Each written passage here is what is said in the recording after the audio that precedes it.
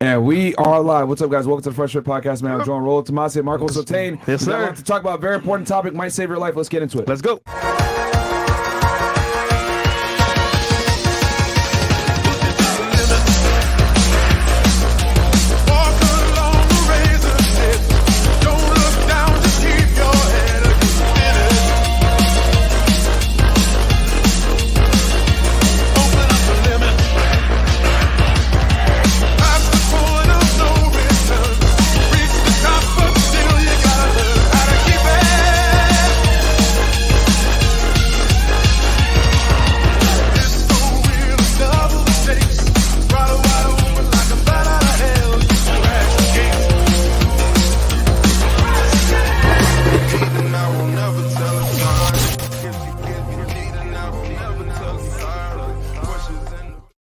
Hey, what's up, guys? Welcome to the FreshFit podcast, man. I'm not even going to do announcements today. I'm going to get right into the special guest. Rollo Mike, can you guys introduce yourself to the audience, man? We know who you are, but they might not. Hi, I'm Rollo Tomassi. I'm the author of the Rational Male book series. There are 5 now. Thank you very much. And you guys all know who I am. I'm a permanent resident here, so Pretty much. Permanent fixture. But this man next to me I'm is Michael Sartain. I'm the co-host of Access Vegas with Rollo Tomassi, and I'm also the host of the Michael Sartain podcast. And we both co-host the Access Vegas podcast in Las Vegas now. Nice. Yeah. Miami meets Las Vegas, man. We're happy to have you guys here. 100%. So today's topic, and actually real quick, I'll let you guys know, Rollo is helping me out with my book, Women Deserve Less, coming out probably Q1 of 2023. He's going to be doing the cover. Yeah. The book is pretty much, I would say, maybe halfway complete with the chapters and everything else like that, man. I got Aaron and Rollo help me out, so it's going to be a good time. But are you going to read the audio?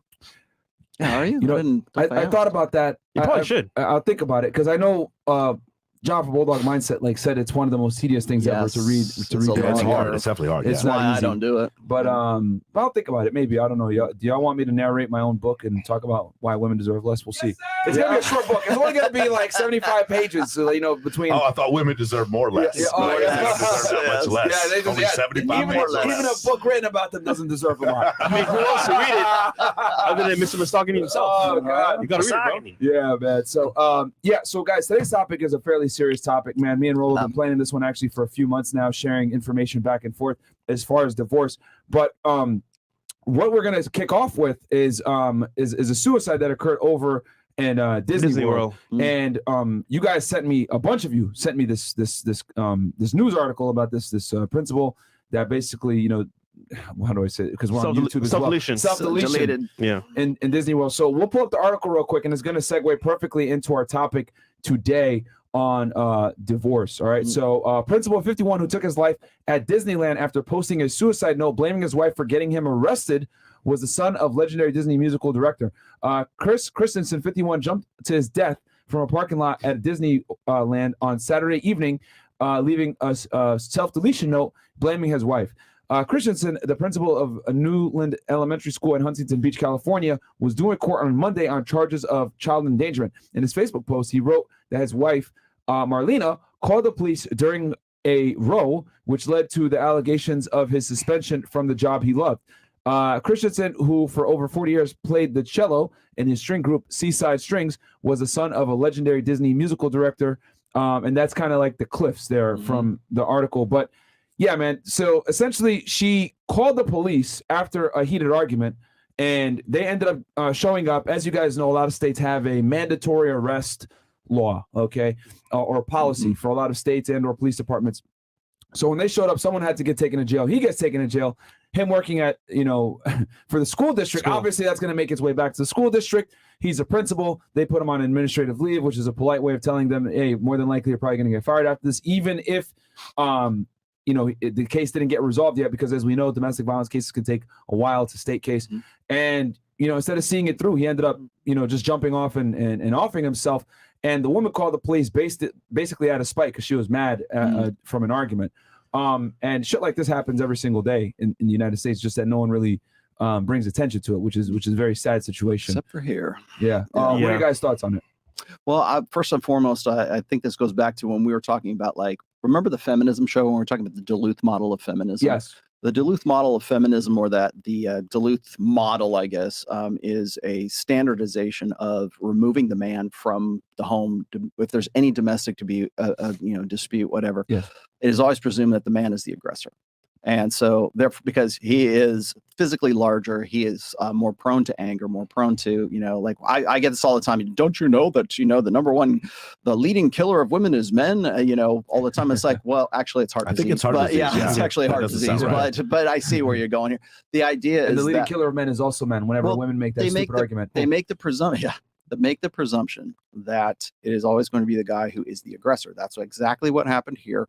And I think prior to, like, say, 1990, or maybe even into the early 2000s, you're dealing with a generation of guys who were a lot more durable, I think. Mhm. And so you've got this guy, this guy's 51 years old and he's facing being sort of zeroed out. I've covered this on several of my books. So you've got a guy who's being zeroed out by his wife and probably staring down the possibility of not seeing his kids anymore. And God knows what the guy's sort of emotional investment is in his own family. I always, I get questions when I talk about being zeroed out, like, oh, well, is it because he lost his job? Is it because he lost his money or something? It's not always that. The guys can be like, if you take a guy who's like Anthony Bourdain, for example, Anthony Bourdain was on top of his game. He had a lot of money, he had the fame and everything else. He was just had this blue pill mindset. And then when Asia Argento started, and by the way, new data, new evidence has come to light in the Asia Argento thing that's been going on recently, that she was the catalyst for him to want to kill himself. And so if you go back to those articles back in, I want to say it was 2018, or about when Anthony Bourdain self-deleted, the first thing out of anyone's mouth was to, like, say, oh, it wasn't Asia's fault. It wasn't Asia's fault. Don't blame Asia. He took Xanax. He had depression. He had something, it was anything else.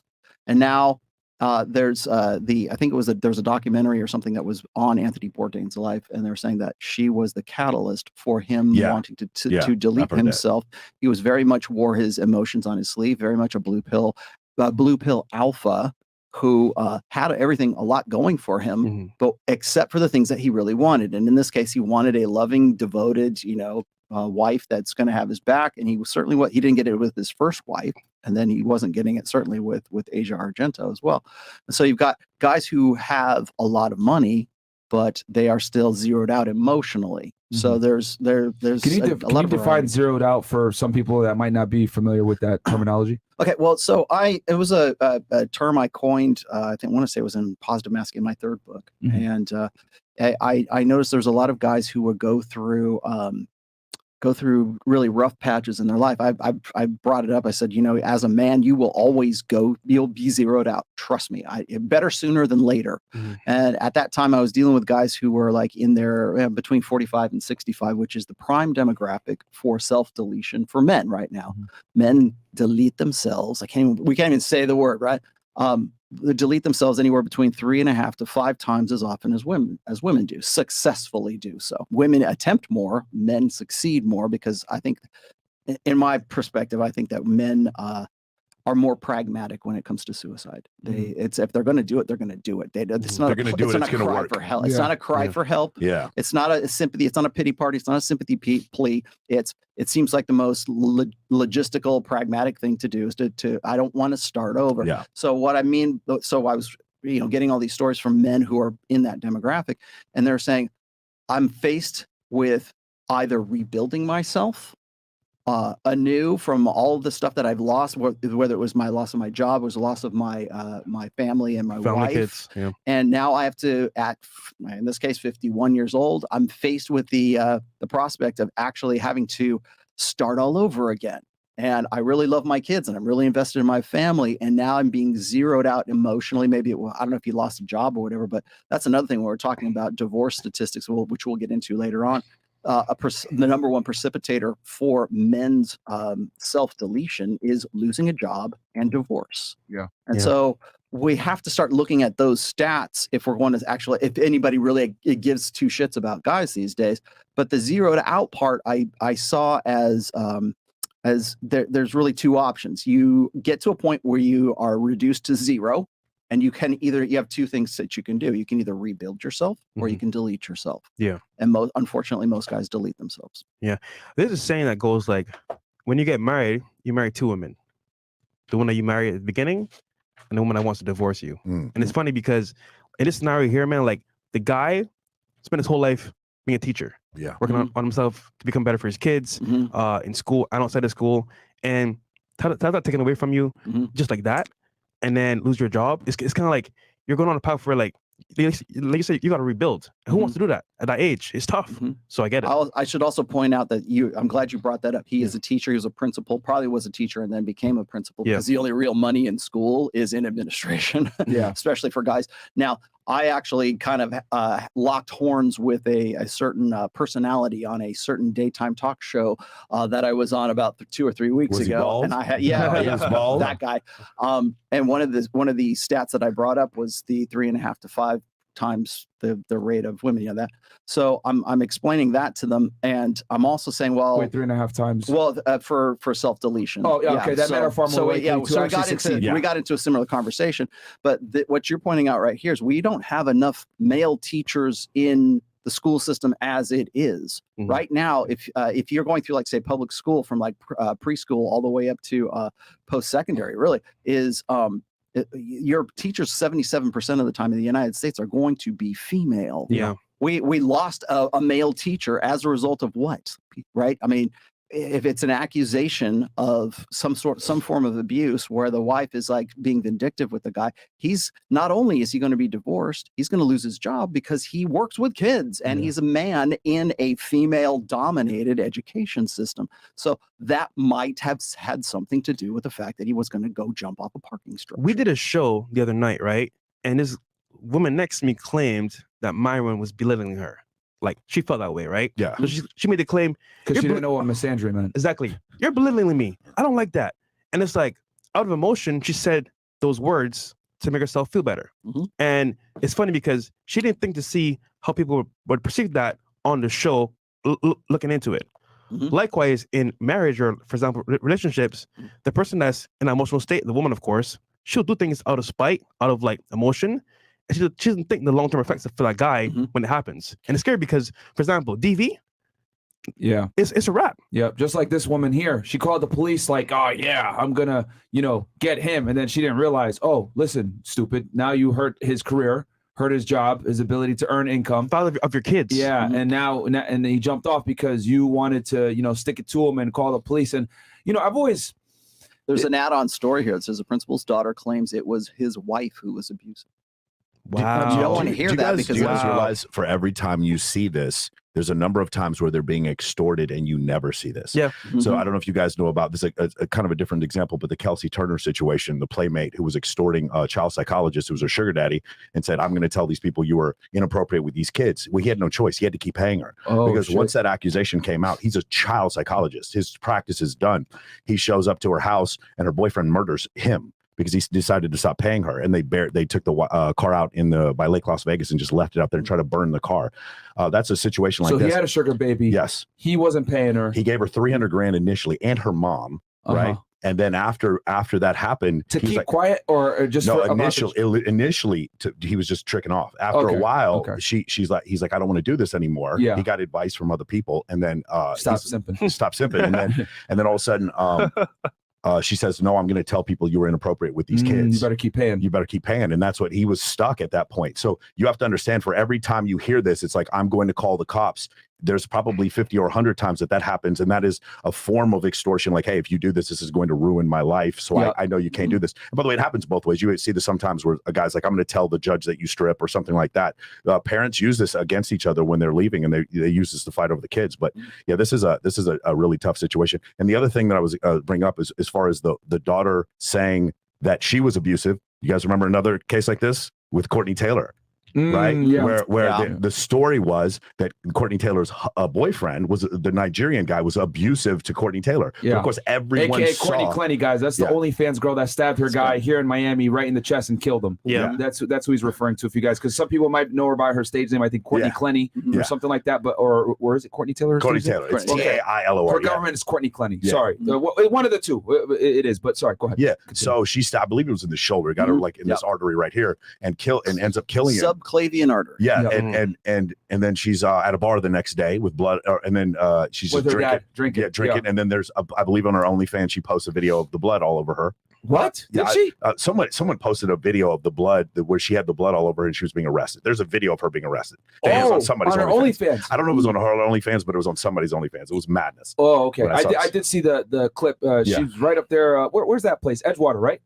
That apartment complex that Edgewater. Yeah. So Paraiso or some shit like that. Paraiso? Yeah, it's up at Edgewater. It's like 10 minutes from here. But it was the same kind of situation where it's like, because I know that if I just nudge this a little bit forward, it's almost like racism in the 1950s. It's like, I know if I just nudge this narrative a little bit forward, you have no way of combating it, right? And so that's what part of the issue here. In this case, we don't know. His daughter says that the wife was the one that was more abusive, and Courtney Taylor, she was saying she was being trafficked, which I found to be hilarious. If you guys saw the interviews that she was giving to other people, it was incredible. Like she was like, is ridiculous. Let me clarify this too, because too many women run around and say I'm being trafficked or I don't want to get sex trafficked, whatever. Let me give you guys the fucking cold hard facts. Actually, used to investigate this shit.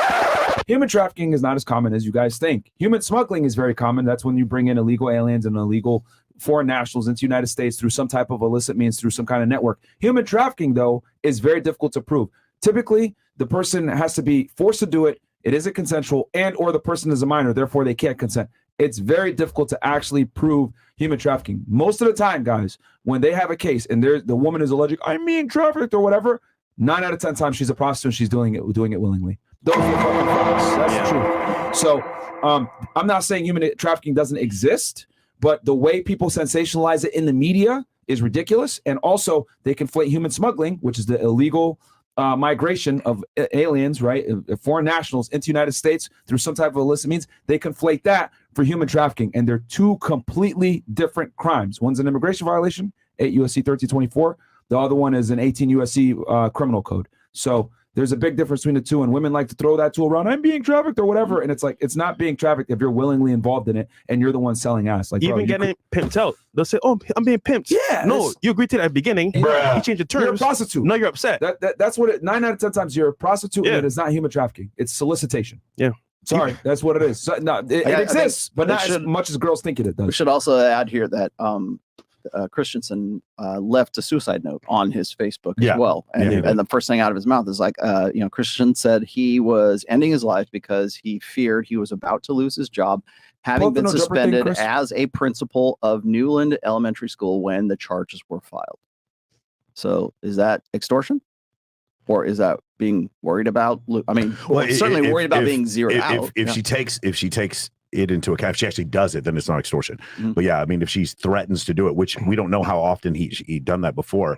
People do this in divorce settlements, or people get separated. They use extortion on each other. It's very, very common. It's really, really ugly. Once again, so here's his Facebook post here. I hate when people leave this earth with so many unanswered questions. So I hope this provides some insight and perspective. This is what he posted to Facebook, guys, before the self-deletion. This is my wife, Marlena. Yes, you heard me correctly. Most of you don't know this, but we privately married 3.5 years ago. Marlena and I love and adore each other, and our relationship has been amazing up until recently. Unfortunately, 2 weeks ago, she and I got in a heated argument at home in front of the girls. Tempers were flared, and strong words were exchanged between us. However, never in this exchange did I hit, slap, or hurt Marlena in any manner, nor did I ever touch the girls. I never have and never will.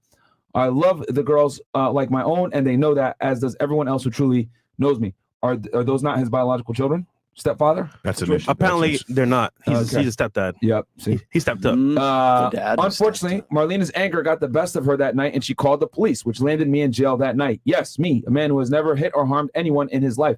I think it's safe to say that Marlena truly regrets making that call, because the events of that night have completely unraveled both of our lives. I am on the brink of losing my job, as I am out on administrative leave until my case is resolved, quote unquote. However, the legal system is extremely flawed, especially against men/fathers, and it's sickening how quickly and easily an innocent man can be thrown in jail based on zero evidence or proof. In fact, take a look at the attached screenshots of Marlena's message to my friend about the matter. She too had no intention of having that night come this far. See, because she stupid. This is what I mean when I say a lot of women have zero concept of consequence and or what could potentially happen after decisions are made. Because a lot of girls don't live in fucking reality. A lot of women don't even know the fact that, hey, listen, if you call the police over some DV situation, someone's got to go to jail. A lot of girls don't even know that shit, which is crazy. But again, they don't have to because they have the privilege of being a female and enjoying the benefits of not having to really have to be the ones that are predominantly arrested after a domestic violence call is made. And notice what he said at the very beginning. It was good up until they had an argument. And it's funny because sometimes guys, especially me, I was in a scenario where I was dating a single mom. Hold on, keep it up, Chris. And she had kids, right? So those kids could... All right, Chris, we get it, bro. Those kids can use as a weapon against you because off rip, let's say you have an argument. You know what, Timmy? Just say that he hit you because mommy's not feeling well. He hit mommy as well. Just say he hit you. Now they do a police call. Now you're in trouble. So it's kind of like, guys, I'm telling you right now, you might think it's fun to be a stepdad. It's not, because if you ever get an argument with her, you get mad at her, things happen, you get out of like love, so to speak, and she turns on you, you're in trouble, bro. So it's a dangerous place to be in. Right, so dangerous. She goes, she too had no intention of having that night come this far. She knows I would never hurt her or the girls, and she too has been trying to clear my name with little success. Again, the legal system is deeply flawed, to say the least. That's crazy, bro. Yeah, now you want to clear his name. So here I am writing my final Facebook post to all of you. I need you all to know that a gentle, kind, loving, sincerely good man has been destroyed by one unfortunate night. It really is unfortunate. This is not me. This is not something that I ever thought would happen to me. With all of this said, I have truly loved educating and leading thousands of students and families as a principal and FVSD for the past 21 plus years. I have made so many wonderful connections with families over the years, and those who know me closely know how much I cared for my students, staff, and families. Please remember me for all the good I brought to the world of education. To all my musician friends, thank you. Thank you for performing with me over the past 30 years. We've had a blast performing all over and creating such fond memories together. Music has been a wonderful outlet for me, as it has allowed me to have a different and creative world outside of my day job as a principal. I'm sad to say that last night was my final performance. However, it went very well, and I'm proud that my final performance was a success. I have always loved performing, especially during the holiday season. I'm going to miss it dearly. And then it goes, there is so much more I want to say, but I'm going to spend the rest of today reaching out to those closest to me and let them know how much I love them. This is not an ideal way to go out, but at least I get a chance to say some final words to those who I love and adore. Take care, everyone. Please, please, please be kind to one another. Treat each other with kindness and grace. There's too much anger in the world, and what people need to start treating each other, and people need to start treating each other better. What I've shared with you above is a prime example of how anger can really have long-lasting and extremely damaging effects on a person's life. Wow. End quote. Really, and that was came from No Jumper. Shout out to them. Yeah, really terrible situation, guys. And that, my friends, is the words of a man who's pretty much just sees no way out of his situation. And this, unfortunately, presents itself with marriage, right? And I mean, between, let's say he didn't end up, taking his own life. More than likely, a divorce probably would have followed through, or something. Go ahead. We always bring up the stats about how when a woman starts to make more money than her husband, they start out equal, and she gets like a promotion or something like that. She makes more money. That's a precipitator of divorce. And so there's lots and lots of quantitative research about that effect. So when that takes place, we want to blame the guy for not having the ego enough to be strong enough or independent enough or secure enough in his masculinity to let his wife be the one who is the breadwinner in there. And we never want to look at it. We always look at it going down, like who's making less and who's making more. So I think we even got into this conversation when we were here on the Afterhours show on Monday. And so what happens is we always tend to look at the guy as the one who's not measuring up, as opposed to the woman who is making more money, who are initiating 70 to 80% of divorces in the first place, precipitated by the fact that he's not making as much money as she is at a certain stage in their marriage. So we think that the solution is the guy needs to be more secure in his masculinity. The problem is with him. He's got to feel more feel better about himself. It's always a female solution to a male problem, as opposed to the fact that she just simply doesn't want to be with a broke dude anymore. She's moved on to, she's dealing with people who have more money than he does. And so it's a status issue as opposed to it being like his, you know, being secure in his masculinity issue. But we always focus on the guy as if it's like, you know, she got a promotion, you know, or he's the one that has the problem, right? He's not the one that's initiating the divorce. It's the woman that's initiating the divorce. And we'll get into that in a little bit. But the other part of this is that when men go through divorce, they are at a much higher risk for suicide, no matter what it is, whether they're getting zeroed out, they're losing their job as a teacher or whatever, or just the very fact that they are going through that divorce and they're being, you know, they're losing that emotional connection. I've got this here. It says there are several possible reasons as to why divorced male suicide rates are so high. Sociology professors at the University of California and their research suggest much of it stems from the separation between father and child. In cases of custody dispute, the courts are often ready to grant custody to the mother due to an assumption that the bond between the mother and the child is stronger than that of the father and the child. That is directly from the Duluth model, right? Yeah. And so let's see. In cases of custody dispute, courts. Okay, so in the minds of those fathers, they have not only lost their marriage, but they've also lost their children and any assets or property that was divided during those proceedings. Between the feelings directed towards the ex-spouse and the ones directed at the courts, that granted her custody, bitterness, anxiety, depression, reduced self-esteem, and a general sense that life is not worth living can manifest, creating a dangerous, fatal situation. Yeah. That, I believe, is what happened here in this case. Yeah. Yeah. And I think he kind of knew that that's what was going to come down the road was, you know, losing his job, getting a divorce, losing what he's worked for 20 plus years. I mean, it's pretty much a fact at this point that divorce cripples men versus it benefits women to some degree, right? Especially when the man is the breadwinner in the relationship. And yeah, I mean, you add in all these different factors, losing your kids, losing your job, losing your home, losing your quality of life that you've worked really hard to attain in the first place. Let's be honest here. Guys, when they go ahead and earn money, why do men go ahead and make more money and gain more resources? Typically to share it with a family, right? I've always said that when men make more money, they do it so people could be dependent on them. Whereas when women make money, it's so that they can go ahead and say that I'm independent. We make money for very different reasons. You don't see men walking around saying, I'm strong and independent. No, that would be fucking ludicrous. But women do that shit all the time. So when women make money, it's much different than when men do. So when a man loses his resource, everything that he's worked really hard to attain, and his kids, it's almost like the perfect culmination of ingredients for self-deletion. And go ahead. Yeah, I want to say something. As a former military member, we have this thing where we talk about 22 members of the U.S. military commit suicide every day. And it's a really, really sad situation. And so before we go any further, we talk about this. I know there's some people who are watching this. I'm seeing in the chats there that have thoughts or have dealt with people who have committed suicide or attempted to. I'm sorry, I'm supposed to say self-deletion. But the reality of the situation is you need to check on your homeboys. And as iron sharpens iron, so man will sharpen other man. We are supposed to be a tribe. And as part of this tribe, you guys need to be able to look out for one another. If you're in a situation where you're dealing with this, you need to have homies that you can call to and talk about and find that gratitude. Because one of the things that happens, we talk about the Anthony Bourdain situation, and Dave Chappelle made jokes about this. He had the greatest light ever, and he killed himself. So in that type of situation, when you realize it, one of the things you lose is gratitude. Yeah. Right. You live in a world where half the population on this planet lives on less than $1 a day. You don't. You get internet. You have antibiotics. You live in an incredible time. You have the ability. Brandon Carter came on my podcast. He said, you're a man. There's no reason for you to ever be broke. You have every possibility to make money. So if you need somebody to kick you in the ass, hey, bro, I'll do it.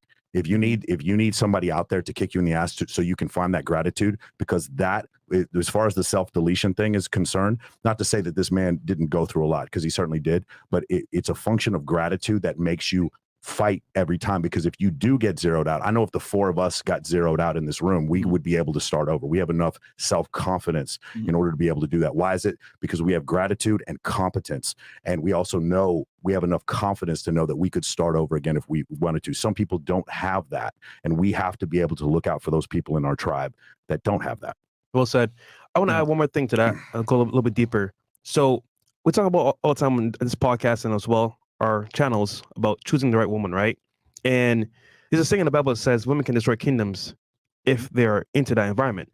And it's funny, not because this happened, but because we let our friends choose the wrong girl and we don't say anything. So you know what? You like it, bro?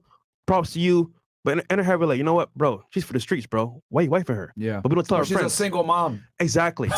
and look, I made that mistake. Thank God I went on YouTube. I looked up, yo, I'm feeling this type of way. I felt trapped. I felt like, you know what? I'm in my apartment with this woman and her kid. I feel alone.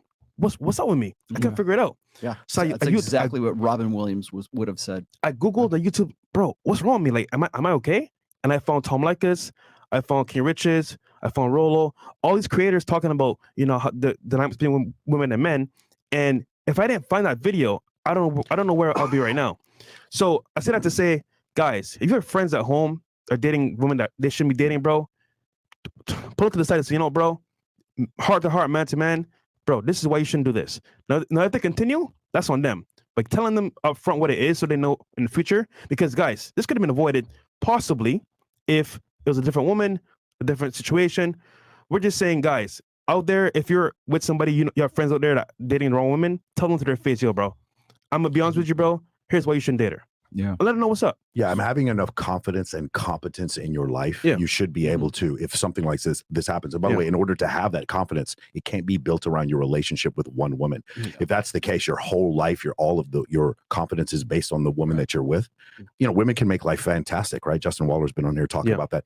But if your entire life is based on this love that you have between you and this woman, when that comes to an end, and guess what? 53% of the time it does, and 78% of the time it's the woman who initiates the divorce. When that happens, are you going to break down, or do you realistically have the self-confidence in order to do that? And there's so many ways now, especially on the internet, to find other ways to be confident, get in the gym, build a 7-figure business, have the physique you want, and have the lifestyle that you want. So yeah, I mean, that's the thing. We really, I feel like like what you said before, man, it's my job to protect my friends, but it's not my job to save them. Right? The thing is, you know your friends, bro. You can tell when they're down, when they're not happy, when they're not like 100%. Yo, bro, like, what's up? What's going on with you? Oh man, I don't want to talk about it. Nah, bro. Is it your girl? What's happening? Just talk to them, like you said. For sure. You can save a life. Yeah. No, it's very serious stuff, man. And this is why being red pill aware is so important, man, because, you know, red pill saves lives. Yeah, it really does, because if you're aware, then you're not going to get with a single mom in the first place. You know, it's a lot of prevention. You know, saying an ounce of prevention is worth a pound of medicine, you know, or a cure. So you just got to be aware of female nature. And when you're aware of female nature, it explains a lot of things. A lot of the times when people hurt themselves or, you know, commit self-deletion or anything like that, it's because of some type of lack of knowledge or awareness of female nature. A lot of the times, you know, you guys got to remember that man, right, was created to discover, right? All the modern conventions and things that you guys see that you enjoy today, that came from male creativity and the willingness and need to explore and learn, right? Yep, exactly. Problem solving. But when guys, right, what women are one of the few things that a lot of guys can't figure out, even the most brilliant of men. You look at Elon Musk, you look at fucking Jeff Bezos, you look at all these guys that are monster entrepreneurs, right? A lot of guys that are brilliant, engineers, etc. Those guys tend to do the worst with women because they take that same mindset of, I bust my ass, I'm an entrepreneur, I'm going to work really hard at everything I do. I've told you guys this before, and I'll say it one more time for the viewers. The one time that putting in more effort and time into something and it doesn't give you what you're putting in is dealing with women. That's why the book is coming out. Women deserve less, motherfuckers. I'm telling y'all, bro, with women, it's one of the few endeavors in life where the more you put in, the more you lose. Because the more you chase her, the more attention you give her, the more you reinforce that bad behavior with more attention and validation, the more she's going to treat you poorly. It's not like your business where you put 40, 80 hours, 100 hours into that and it ends up paying you back. Women don't operate that way. You get more with women when you give them less because they're creatures that aren't necessarily, how do I say this?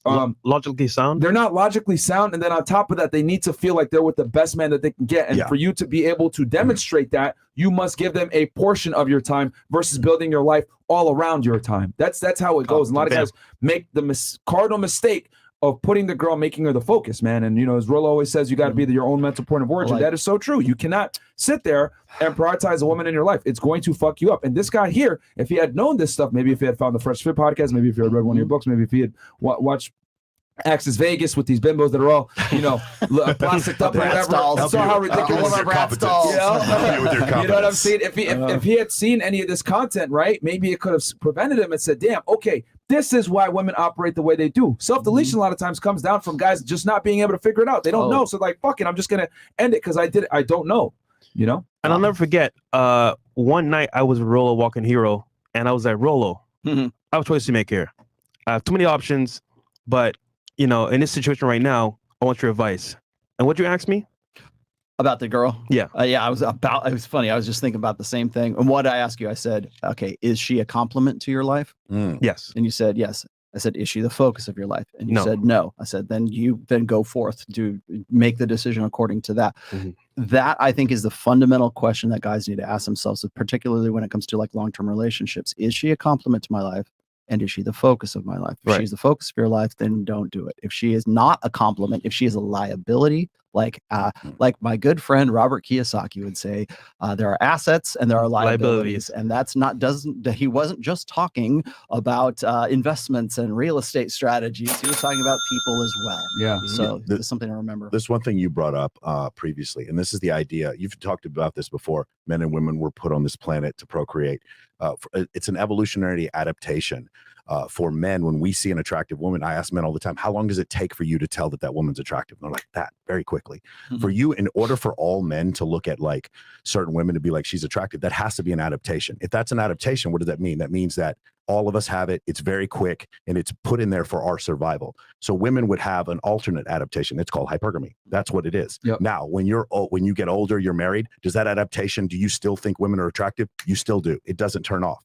So one of the problems for men is that they think hypergamy turns off when they get married, right? So they get married. They're married to that first girl you talked about before, and they're with that girl for a while, and they start getting fatter. The prolactin, sets in. I don't know if you guys heard about this. When women get pregnant, men generate prolactin. They get the dad bod. That's where that comes from, and they get heavier, and then they start to put in less effort. Whatever, the relationship becomes a little bit more sexless. Men's testosterone levels go down when they get married. They go back up when they get divorced.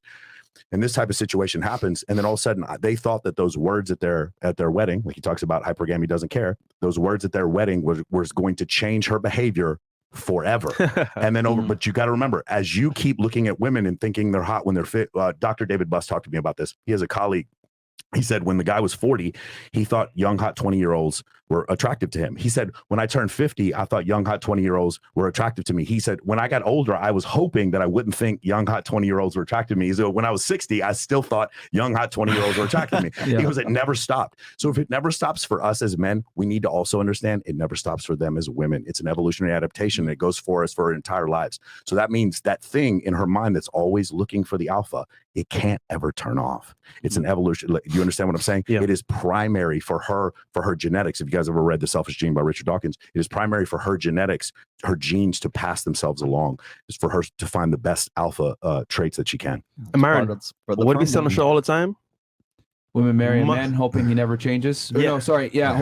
Sorry. A man marries a woman hoping she never changes. A woman marries a man hoping she could change him. And also, you must never stop leveling up. Yeah. You because if you stop, you lose. Yeah. It's incredible how attracted they are when you're just ambitious. It is really one of the most amazing things. When you chase women before money, you get neither. When you chase money before women, you get both.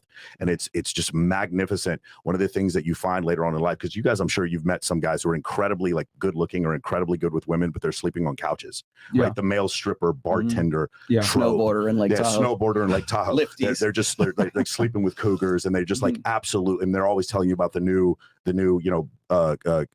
fangled idea that they got for crypto or whatever, their new idea. And they never level up as far as money. They're always broke because you got to do both. And that's one of the problems. What other guys do is they're all about money. I have some clients that are like this multi-millionaires. And then they come to me and they were just like, they just do not know how to speak to women at all. So that's the thing. You have to be able to be competent in both areas. Speaking of money, hey, we got from our sponsor. A quick message from our sponsor, guys. And we'll go ahead and run that real quick to help you guys save some money. And then we're going to come back and we're going to talk about divorce. We covered the first part on the self-deletion in Disney World with the principal. Yeah. And we're going to go ahead and cover divorce in detail for you guys. These let me see. Hold on. Go up, Chris. Let me see how many. Lightning round. Okay, I can fly through these. Okay, cool. All right. Okay. Marriage causes divorce. Men don't realize what they're agreeing when they get married. They're agreeing to a single mom divorce judge taking their money, house, and kids. Okay. Destiny fan, $1. Thank you. Z goes, I still got a headache from the masculine dude / chick trying to G-check Myron. Man, she an idiot, bro. So ringing in my ears. Marriage causes divorce. Biggest myth in RP is that men only lose half in divorce. They also lose legal battles, alimony, and add-ons if it's an equitable distribution state. Yes. And that's from Marriage causes divorce. He goes again. These all come from marriage cause divorce. The problem with marriage is that men think divorce will never happen to them and only realize they have massively fucked up 10 years down the line. Yep. Once you have given your girl the ring, house, and kids, you are fucked. She will have all the power and leverage in the marriage and divorce court. Yep. Semen and money are high value, not the man. Yo, he can't ready for this episode. God damn, bro. Michael Tristan goes, la la la. Wait till I get my money right, la la. What? Then you can't tell me nothing, right? Excuse me. What? Okay. He quotes the Kanye West. Don't come on my streams until you got $500 super chats. And he goes another. If I was in charge of GOP, Trump 2024, yay. 2028 through 2036, DeSantis 2030. Bro. What are you talking about? This has nothing to do with the topic. Bro. Okay, let's just move on. Come on, man. Wait, aren't you guys in Florida? Who said it's cheaper to keep her? I'd rather release her and give her body away just like a feature. Okay, Lil Durk. How much hate would I get as a female wearing a Freshfit tee to the gym asking for Wear it. Myron's only female fan. Send us a video as well. Yeah, go ahead and wear it. The guys are going to love it. It's foul. Fresh is missing from the thumbnail. Screw you, bro. Is he? Oh. No, it's just I'm too dark. You can't see me. Michael Meestroke, $1. Thank you. Does no fap increase test? I don't know. Potentially. Yes. Does it? Yeah, it does. We'll go over it a little bit. And move on. I'm not even going to read that. Shout out to Rollo, the GOAT. See you Bible study next week. We just did chapter 9, Iron Rules of Tomassi last night. Cool. Masculine finance. Rollo just finished The Rational Male for the first time. We'll definitely reread multiple times. Favorite part was when you trolled as a Prince on POF. Shout out my truck driver trainer, Dave Smith. Cool. I'm really liking Rollo's recent business partnership with Mike. He's one of the few in this space that puts theory into practice in high-end places and the show the receipts. Yep, absolutely. Shout out Men of Action, Father Rollo, Fresh Fit. That's Sajad Najjar. $50 from Abimo Osidi. Shout out Abimo. I'm glad you have Michael Sartain on the podcast. He's a great mentor, and I'm glad of all y'all are doing good. Thank you. Myron, y'all narrate your ebook. I'll narrate your ebook for you. Shout out to Discord. That's from TBC Zach. Nigga, I don't know you. Myron, I paid attention to your standout clip, bro, and saw that these ladies don't know the definition of equal. You should have them read the word equal and then explain how being superior and equal. Monarchist one. Monarchist one. Myron, if you narrate your book, it would be a perfect balance to slide in a Bluetooth ad read. Stay hard and stay fresh. So thank you. In the UK, there are 400K marriages per year. In the 1970s, now there are only 200K marriages per year. Marriage is going extinct, thank God. We're going to talk about that in a second. Marriage caused divorce. Alice Cook had to deal with two self-deletions back in 2021. We had to do better all around as a society and culture. Okay, that's from Alex Cook. Wakanda Forever goes fresh. When you read Myron's book, make sure you put some emotions into the words. All right, Don Gio. No, don't worry, guys. He will not read my book. That would be torture for y'all having Fresh read the book, narrate the book. I would listen to. Just ordered all of Rollo's books. Looking forward to elevating my approach to the dating game. Shout out to F&F for opening this road for men and learn how to level the fuck up. Sure, shout out to you. Rollo hair looking easy breezy, beautiful cover girl. Okay, I had to look good for Jedediah earlier today. The Black Blur. A question I have for Mike is: does he ever want to have kids? Assuming he doesn't already. That is, I do. Yes. If not, is there a reason? We'll talk about it later. Yes. Okay. Slife Life goes, big fan of supporter, watch daily, listen to all of Rollo's books and audio at work daily. You guys saved my son's dad, no matter how superfluous his mom sees me as. Thanks for the superfluous shout out. Yeah. KBS, $20 and cool. I think we're caught up. No, we're not. No, what's more? Chris, you should have refreshed that earlier. I'm sorry. Okay. Let's see here. Okay, I'm 28-year-old multimillionaire living in Florida. My question is, would you make a chick you meet on a sugar site your main chick? Nigga, is that a question? Most of the time, probably not. No. Most of the time, probably not. Bro. No, that's absurd. There's always exceptions to the rule, but I would argue probably 9 out of 10 times it's going to be a no. The only way I could ever see that possible is if her friend made an account for her, she didn't even go on it, and the one time she went on it, she found you and then deleted it. How would you know? Just understand. Almost impossible. You met her on that site. Someone has more money than you. Seriously, that's the end of the discussion. It really isn't. I mean, maybe if you met her some other way, but not that way. No, you got fun. You could sell her a dream again, but don't take it serious. Yeah, I wouldn't. I love it. That's extra. That one. Stealing that right now. Those sites are legitimately for recreational use only. Like, I don't understand why. Yeah, of course, that's the purpose of the site. Yep. So there are some girls that use it as a dating site to find a guy on their level. Have gotten hit up by like sure doctors and lawyers on it. Yeah. But regardless, bro, 90% of the time plus, right? Most of the girls are going to be for the streets from that website, bro. Now, like you can build a connection, but not to marry though. Just for fun. Fun times, great vibe. It's fun. You can come to the Maxim party with me if I can take you to Bulgarian's house. Yeah, but we're not getting married. Yeah. Most of the girls, and that goes for all women. Sugar site, Tinder, Bumble. You meet her out. I don't give a fuck if you meet her at a library. Most girls, you're gonna have to. Number one, you have to vet her for 1 to 2 years anyway, and then number two, most girls, guys, like Rollo said before about liabilities and assets, most girls are liabilities. You got to train that bitch to become an asset. That's the truth. Yeah. When women come into your life, most of the time, they're trained and indoctrinated by modern day society to be a liability in your life. You need a trainer to be an asset because most women don't come prepared as an asset because they don't have a father in the house. Why do you want a main chick? That's another thing too. And you're a multimillionaire, 28 in Florida? Yeah, what are you doing, nigga? I'll tell you what's funny. It's like we get the grief all the time because all the girls that are on Access Vegas look like Bratz dolls with big tits and big, collagen lips and all that stuff like that. Normal to and me. we try to, and we had Miss Nevada on the show. We try to get like intelligent women on this show, right? Doesn't matter. Does not matter whatsoever. And they're like, oh, look at these girls got fake tits and blah, blah, blah. I would never wife any of them up. And then in the next episode or the next breath or whatever, they're like, oh, never get married. Okay, well, so what difference does it make if the girl's like all superficial and, plastic tits and everything, if you're never going to get married in the first place? Yeah. If you're against it, okay, then what's your problem? Yeah, bro. Someone like you, 28, multimillionaire, what the fuck you doing, bro? Yeah, why? Okay. In many states, presenting yourself as a married couple constitutes marriage under common law, i.e. assuming a single last name or checking into a motel as a married couple can be taken as evidence of common law marriage. That's from Wakanda Forever. Damn, Depends on That's where good you are. info. Yeah. That's wild. Benjamin Shade, this letter is beyond sad. Men sadly lack awareness of the power of changes and the power of your place creating in nature. Mindset.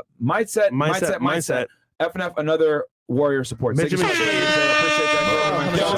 Shout out to Benjamin. Religious marriages can't be considered a legal marriage in many states, even without court papers. This isn't usually obvious until she visits a lawyer that knows how the laws work. Then you're fucked. Yep, very true. And that was from Wakanda Forever. And then been waiting for this collab, Mike. You gotta hook them up with Dr. David Buss. It would be epic to see him diagnosing ladies after hours. I would love to do that. I don't think the girls have the IQ to I will understand. hit up David right now. I feel you fresh, but this guy married her in secret. Why? He knew what type of woman she was. Guys hear the RP content, but don't accept it. SMH, keep leading from the front, gentlemen. Shout out to brother Rollo and brother Michael and the FNF family. Good point. That actually is a very good point. That He married her in secret. That's a very good point. 50 Cent once said, you hustling backwards if you're chasing a bitch. Stupid chase the money, they come with the shit. Michael Sartain just said the white version of that.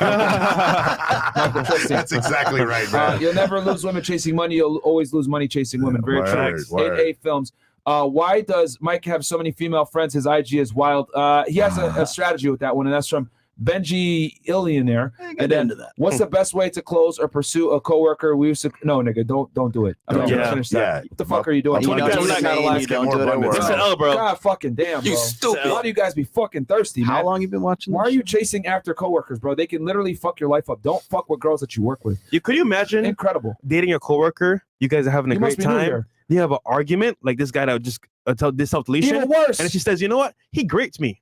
You're fired, and you can't get a job now. Bro, you must be new here. Never fuck with a girl that you work with in the workplace. Can I tell you, I dated an OSI agent. It was scary as shit. Oh, really? It was scary as shit, bro. She had an AR-15 in the trunk and 2 Glocks in her car. And this girl, not doing that again. I was an Air Force officer, and she was an OSI agent, so civilian. Yeah, is it different? Yeah, right? Like worlds. Yeah, they're like independent of the military chain. Yeah. Red Purple Pill Pod. Shout out to Michael Sartain. MOA is the truth. Let's debate, Myron. Bro. What the fuck? I don't know why y'all keep saying that, bro.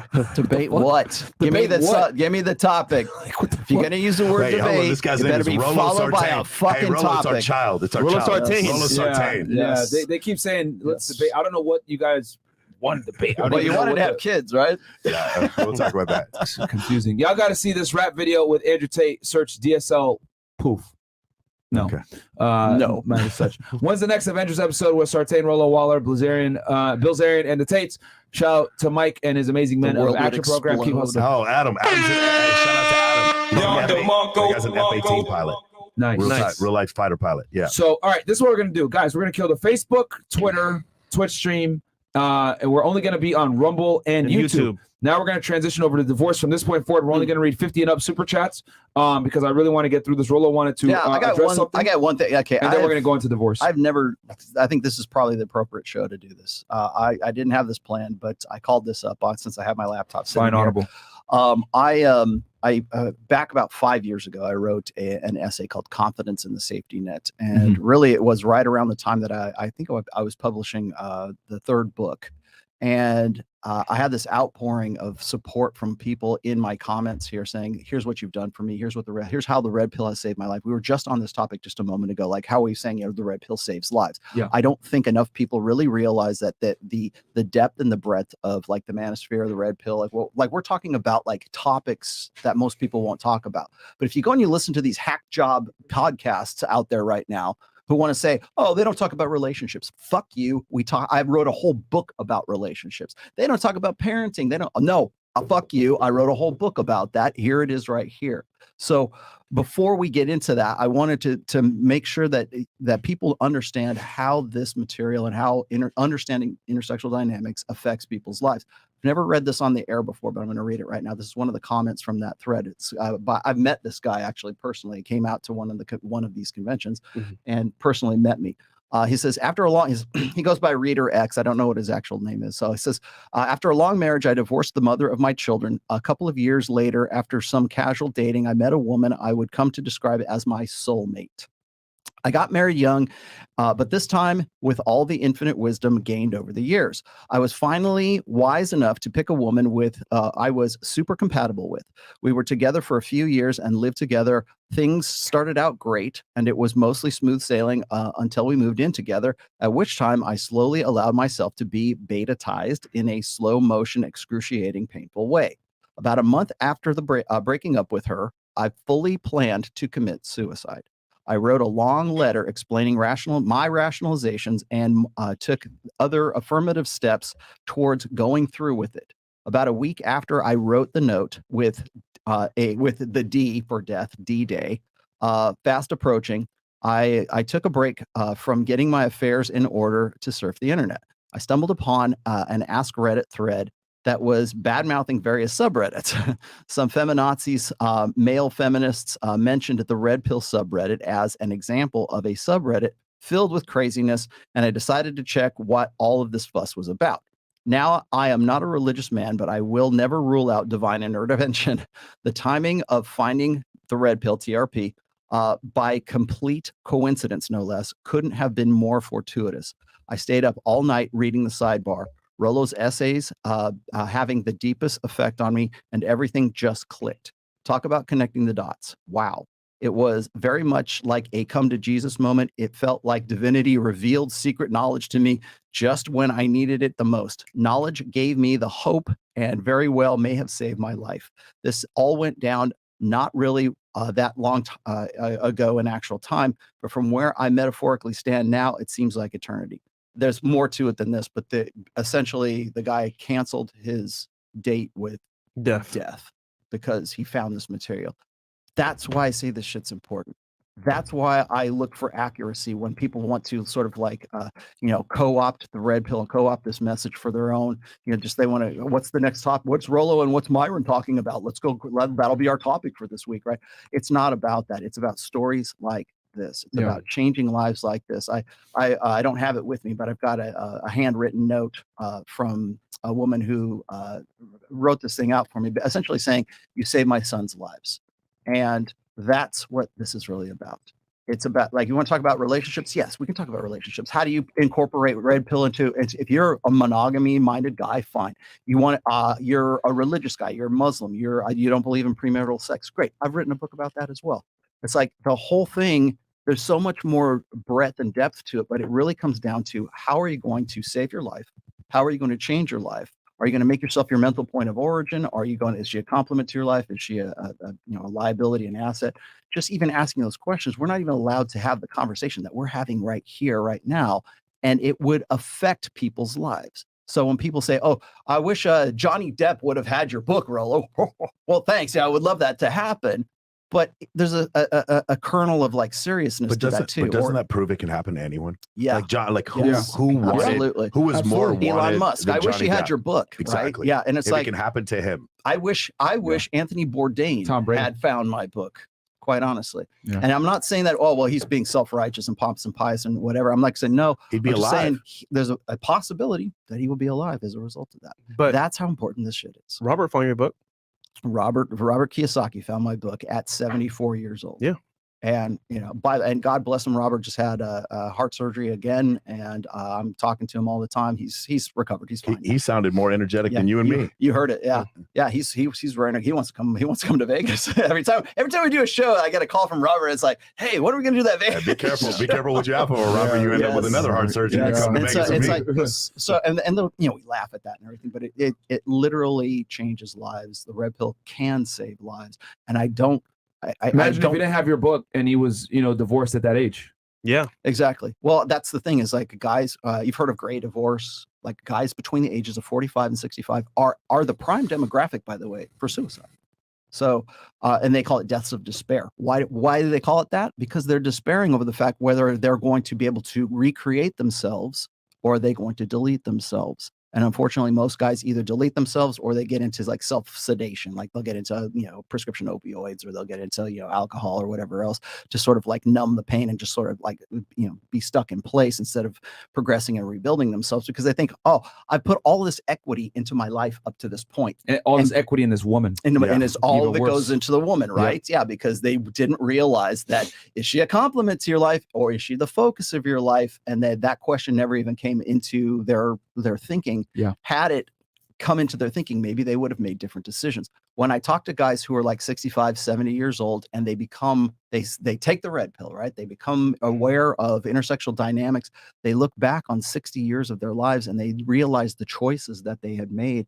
And it's like their life that could have been had they had this accurate information prior to making those choices.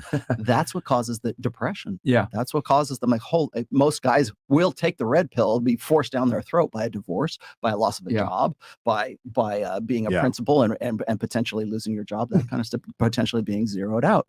So I honestly think that the stuff that we're doing, in the most earnest sense, is something that can be life-changing for guys. And that's why I'm so adamant about it. Or people think that I'm trying to, hammer on certain personalities and that have come into the manosphere. I'm not. I just want accuracy. So this kind of stuff doesn't take place. Yeah. Speaking of accuracy, we've talked a lot about, right? So we're gonna discuss divorce here in detail for y'all, because Rollo has some really interesting charts that we've talked about for a while. So as you guys know, women initiate somewhere between 7 to 8 out of 10 divorces, Depending on whose numbers you use, 70 to 80%. Yeah, 70-80%. But it's pretty much a fact at this point that they overwhelmingly initiate the divorce machine that destroys men. So. But we never really talked about why women initiate divorce. If you guys watch our Afterhours show, right, we see a bunch of bimbos come on here and say, it's because the man cheated, or a bunch of other stupid shit, when in reality that typically is not what it is. Infidelity is not the main contributor as to why divorce is. But Rollo can go ahead and expand on that. Before I launch in too much here, I want you to remember this question, Fresh. Okay, so 70 to 80% of divorces are initiated by women. That would mean that about 20% are initiated by men. Hold that thought. We're going to come back to the why is it that men I bet that number's not true. I bet that's where we're going. Well, so anyways. Yeah. Okay, so here we go. So 70 to 80% of divorces are initiated by women. You have brought this up. You brought this up just on Monday with the girls that were here. Yeah. And of course, the snapback is always, maybe it's because the men are the problems and women are just divorcing because they're bad and their sons of bitches and they're abusive or whatever else. And then we got no other choice. So it's cheating or abuse. So good. That's another one that they bring up. It's cheating. It's abuse. It's lack of respect. He lied to me. Yeah. Some bullshit. He's not emotionally available. That kind of stuff. So I thought that usually just sort of kills the debate right there. Guys don't have a comeback to that. There are some guys that are kind of assholes, I guess. But it's okay, but still, that doesn't explain away 70 to 80% of divorces being initiated. So what is that? So occasionally I make the point that women financially are incentivized to divorce, cash and prizes. I'm sure you've heard that was actually a phrase that Dalrock coined a long time ago. It's just women divorce for cash and prizes, right? So what is it that is incentivizing women to want to get into divorce porn or Eat, Pray, Love or Stella Got Her Groove Back, whatever, I'll get, divorce your man and you can go and find a better guy now that you got him because he's going to pay for alimony and he's going to pay for your lifestyle and child support and everything else. And you can go have a really great time. You go, girl. You deserve to be happy. You're happy, right? So, and also remember this, the 10 richest women on planet Earth, how did they make their money? Ladies and gentlemen, divorce and or heredity. So it's not being self-made billionaires. It's through divorce. Mackenzie Bezos is not the 5th richest woman in the world because she started Amazon. It is because she happened to be married to. Didn't she? She just dumped her new boyfriend, didn't she? She just dumped the guy. teacher. The teacher. No, Sorry, Chris. Nobody's good enough. Yeah. Nobody's good enough. Yeah. Okay, so that usually, but even that. So that's an important thing, guys. Yeah. The top 10 richest women in the world earn their money. Well, not even earned. Wrong word. They got their money either through divorce or through inheritance. So, and when Mackenzie Bezos and Jeff Bezos were divorcing, I was always drawing attention to the fact that she made like $33 billion off of that divorce. If she had divested all of everything that she had equity in Amazon and tried to pull it out, it would not amount to $33 billion fucking dollars. Yeah. Okay. No, she stayed after hours and worked. Yeah. She was instrumental in the success, right? You can't put a dollar on. You can't put a price tag on that. So, anyways, what happens though is when you bring those stats up, then that kind of falls flat because those women are outliers. They're the richest women in the world, right? So it's not like average women. So I thought about this for a little while. I said, given the differing strategies for men and women to divorce, the timing of divorce tells us more about who is really sticking it to whom. Guys, pay attention here. The timing of divorce. So this is I was reading some old Dalrock posts and I was just kind of trying to like find the data for this stuff, and this was fascinating to me. So if men are sticking it to women, we would expect that divorce rates to rise as wives entered and passed into middle age.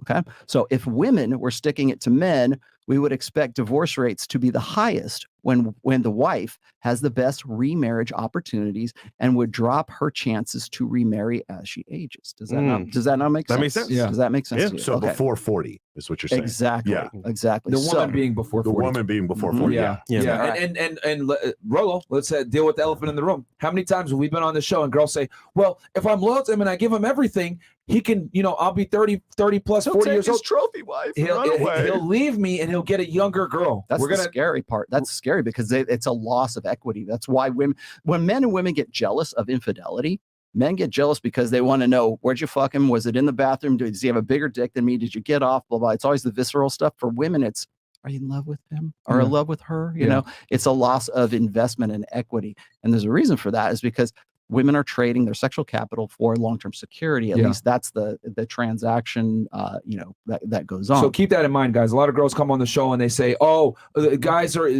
I can get old and then he'll leave me. And Rollo's going to show you guys the data that shows that actually is not true. Okay. So if women are sticking it to men, we would expect their divorce rates to be the highest when the wife has the best remarriage opportunities and would drop her chances to remarry as she ages. Would there not be a spike in divorce 5 to 10 years after the wedding, leaving just enough time to have a kid out of diapers? So if men and women are sticking it to each other, we'd see indications of both of these patterns. Divorce rates would drop through a woman's 30s before climbing again, starting around age 40, right? Because she's coming back into the market at that point. So does that not make sense? Well, it does to me because the part about the 29 is the point which. We're gonna 29 plus 18. Okay, so we have to take some raw data. We already know this. You've heard me say this a million times. The average age of first marriage right now in the United States, anyways, for men is 30. For women, it's like 28 and a half, almost 29. Okay, so keep those numbers in mind because what I was looking at when I was digging up this data was I had to ask what's the average age of or average duration of a marriage before divorce. And thank you, Ruslan, for turning me on to thinking about all of this great stuff because you're saying, oh, men are better off in marriage than they are in being single. And I'm like, well, fucking moron, man. Let's look. I mean, maybe not. Let's look at the numbers here. Okay. So I said, okay, what's the average duration of a marriage before the first divorce? Right? It's 7 years is the average. Yeah. It's 5 to 9 years. That's Census Bureau data. Statistical, it's a quantitative research right there. So you've got the mean average of that is about 7 or 8 years, right? There. Okay. So if a woman is getting married on average at 29 years old, how old is she when she gets married or when she gets divorced for the first time?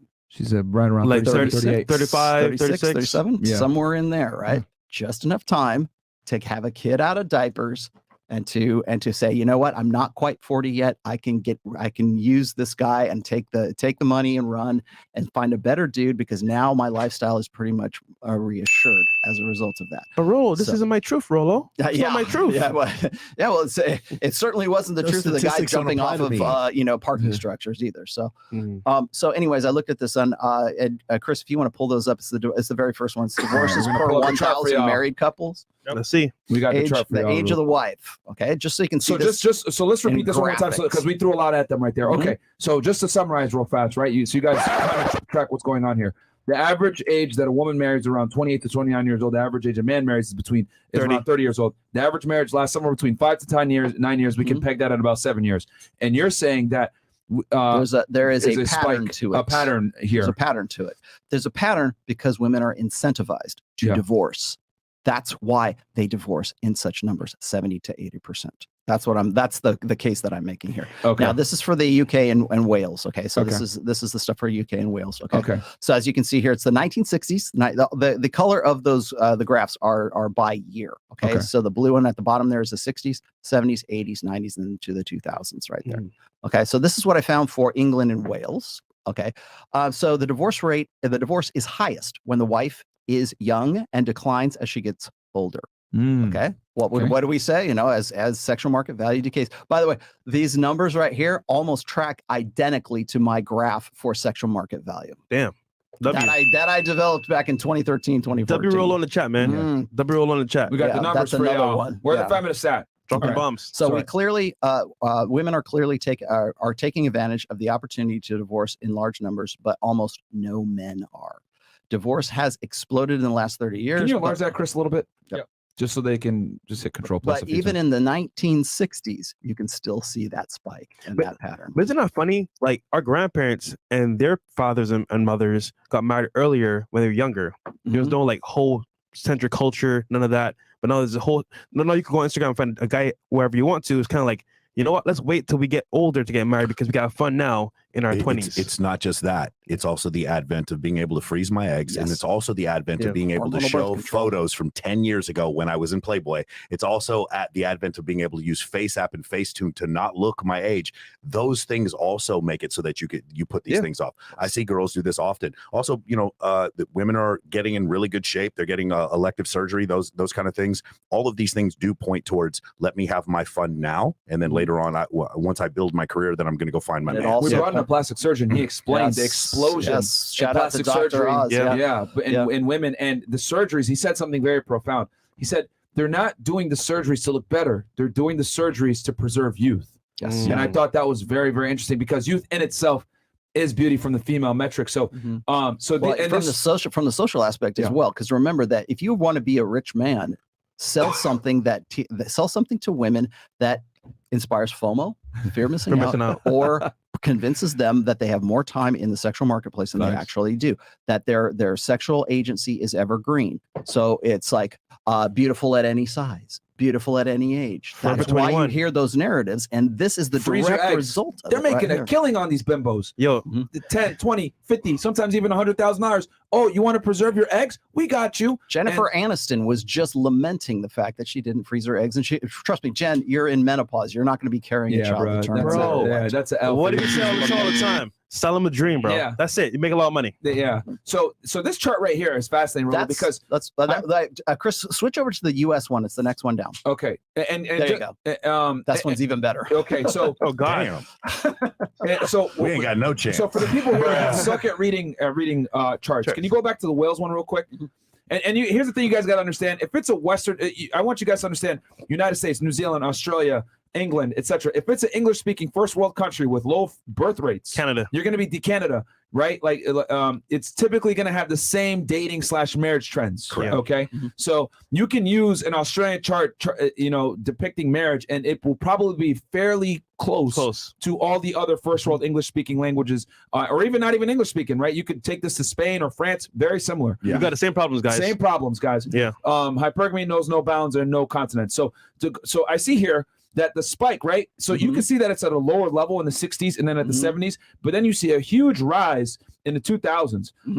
And it's interesting because you see the spike between their peak years here, like you said, and then also it kind of tapers off as they get older. Right. Well, you have to also remember that in current times, again, this goes back to what is the average age of first marriage. Yeah. So if it's 28, 29, somewhere around there, the average age of first marriage in the 60s is going to be a whole lot different than it is today. Yeah. So average age of first marriage back then was like 19 and 22, whereas right now it's 29 and 30. I just did a breakdown on the Zodiac Killer. One of his victims was like 18 years old and married. You know what I mean? It was very common back then to be married at an extremely young age. So Because there were less hoes. So, yeah, facts. U.S. marriages endings are the most common in the second 5-year period. Just enough time to have the kids, get them out of diapers, and discover that she isn't happy while she still has enough time and much of her youth as possible. So all this bullshit. Can you please repeat that one more time? Guys, listen up.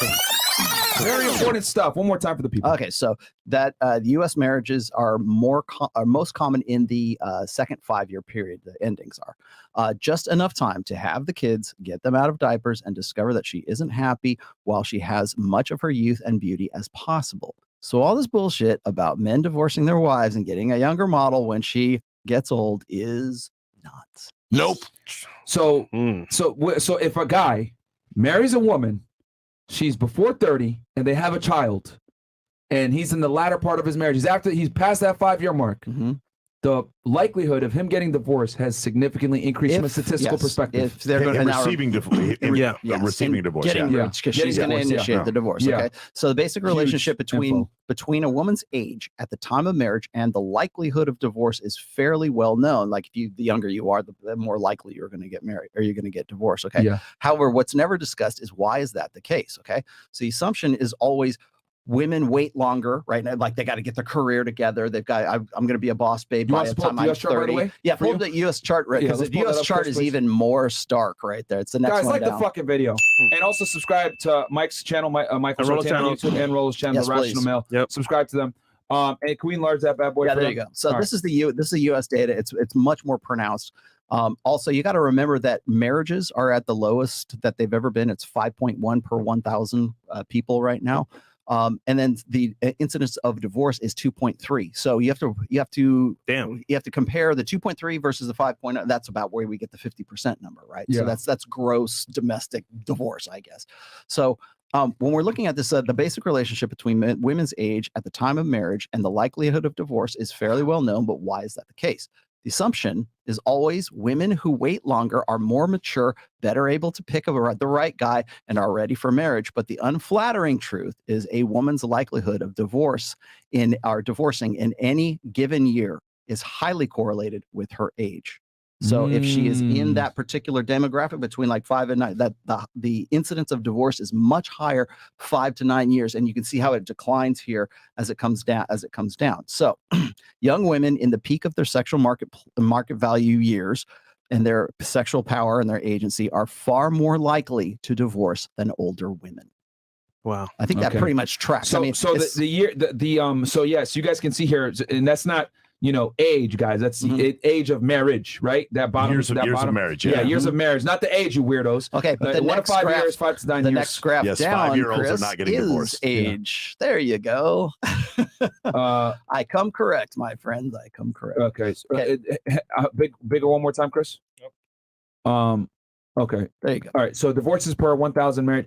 So we look here. Can you explain this chart? It falls off. Okay. So 15 to 24. Now, I guess in some places, I don't know, Arkansas, you can get married at 15. Yeah. So what you're looking at here is you're looking at the incidence of divorces per 1,000 married women by age, whatever it is. Okay. So 15 to 24, 25 to 34, 35, 44, and so on. So you're looking at the divorces per 1,000. It's still kind of low, but this data still follows, and it disproves the apex fallacy regarding divorce. Okay, so the common belief is that the divorce rates are driven by men discarding older wives for a younger model. It simply doesn't track with the data because remember, 70 to 80% of divorces are initiated by women.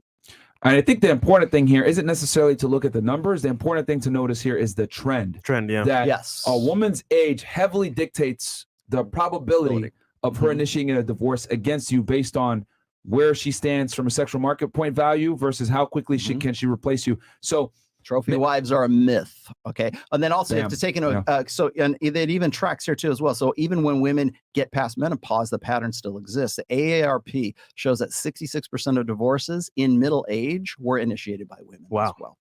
Wow. So you have, when we talk about like 70 to 80%, that number that we throw out so liberally all the time, you have to also remember that that's in total. That's in sum. When you break it up by age cohort, when you break it up by demographics, things track out a little bit differently. So remarriage statistics compiled by the Center for Health and Statistics show that 54% of divorced women remarry within 5 years. Okay, 54%. Okay. 75% of divorced women remarry within 10 years. Black women are the least likely to remarry, and white women are the most likely to remarry. So you have to keep those factors in mind when you're looking at this kind of data here. So essentially, the whole reason I'm looking at this right now is to debunk the idea that it's the men that are like, they're sons of bitches and we had to divorce them. That's why the incidence of women initiating divorce is so high, is because it's the guys not measuring up. No, it's the incentives for divorce to go and get cash and prizes. Damn it. That we've already, and we can see that tracked right here. So that's why my mom didn't remarry. She's black. Makes sense now. All this for that point. And not only that, with white women also, because you said they have the highest instances of remarrying. Also, they have the highest use of antidepressant medication as well, right? In their 40s. That's the age of 40. Yeah. Wow. So that's some staggering number. But there's two staggering stats. One of them, I showed you that thing from 2017 where they were surveying women. They say the happiest group of women in the entire world were over the age of 40 and childless. And I was like, that doesn't seem right. From an evolutionary perspective, being over the age of 40 and childless does not, I don't understand how Charles Darwin would make them the happiest. And then he shows me the numbers for antidepressants. There you go. That's why they're fucking happy. They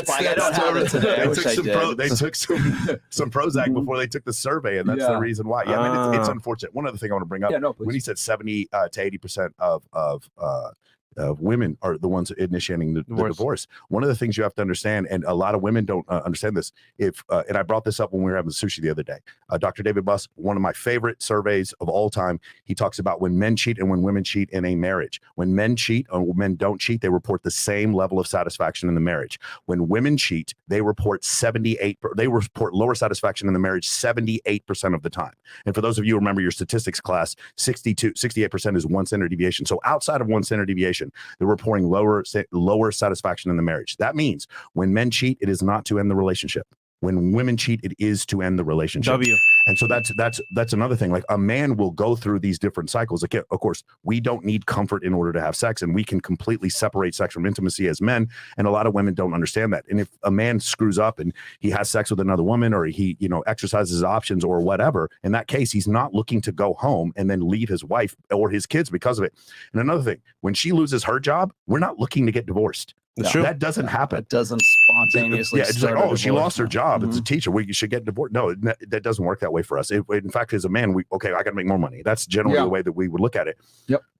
That's the way they're built. So that's another reason why we're not going to initiate. That's a fascinating stat. So just for the people, because I think the people really need to understand it, because I can't tell you how many times I've told girls, when a guy has sex with another girl, it's not the same as a girl having sex with another guy. So you're saying that, according to Dr. David Buss, when a man has sex with a woman, with another girl, he still reports the happiness in the marriage, the same level of satisfaction in the marriage. But when a woman does it, she's reporting 78% of the time she's reporting lower satisfaction in the marriage. Let's go to that other study. Oh, you've had somebody on here talking about it.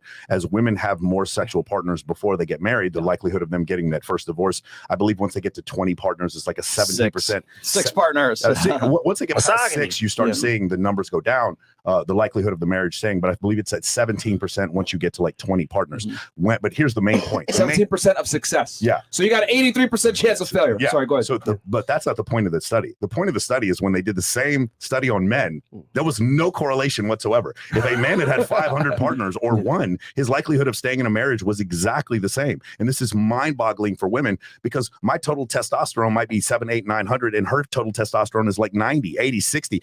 There's no way for her to understand understand testosterone, the way it affects the two genders. So that's one of the issues why that's so important. But the fact that it doesn't affect men is just so hard for women to understand. Yeah. We can have, say, Justin Waller came on my show the other day, and he goes, "This is my queen, and those are the hoes. See my queen? This is my queen, and we have a relationship. The rest of y'all are just hoes." And he explains that, and his girl gets it, and that's the reason why he has a good relationship. Yeah. How you have to explain this to women like they're children, and they still don't accept it or don't want to accept it. And I've said it a million times, but that's actually a great study that guys still report the same level of happiness in the marriage, even when practicing infidelity. But when a woman practices it, they don't. Speaking of bedroom fun, when it comes to marriage and divorce, a lot of times women will report that they're not happy with their sex life, and then they cut the man off completely and they go cheat.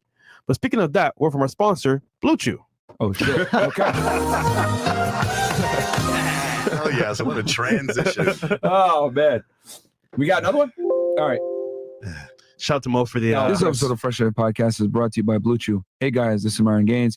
We know by now how much we enjoy teaching and hearing about the improvement of our supporters, but some still have confidence issues in the bedroom. That's why we're here to tell you about Blue Chew. The chewables from BlueChew.com can make sure you're able to perform at your best when that time arises. Blue Chew is a unique online service that delivers the same active ingredients as Viagra and Cialis, but in chewable form and at a fraction of the cost. And now they also have Vardenafil mint-flavored chewables with active ingredient in Levitra and Staxin, so you can stay hard and fresh. Blue Chew's tablets help men achieve harder, stronger erections to combat all forms of ED, also known as erectile dysfunction.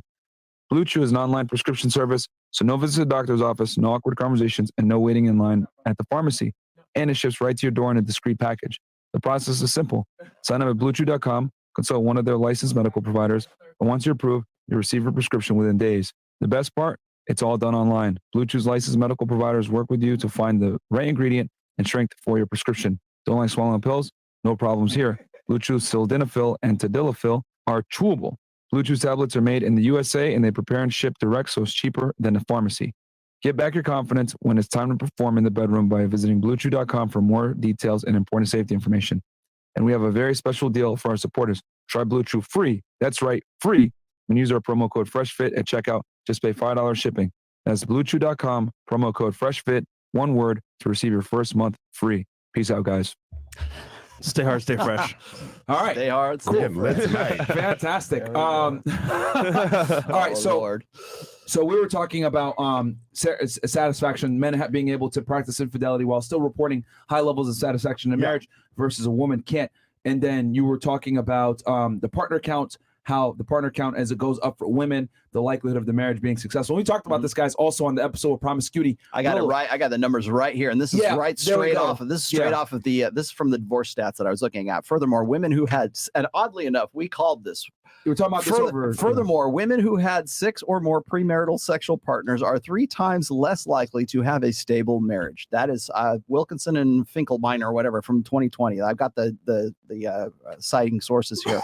Another thing, where is it? Let's see. Oh, being close friends with a divorcee increases the likelihood of divorce by 147%. Whoa. Damn. So don't let your wife hang out with divorce chicks. Yes. You should get the cash and prizes, girls. High school dropouts have a 13% higher risk of getting divorced. However, we talk about 70, 80%, are initiated. That number goes up to 90% if the woman is college educated.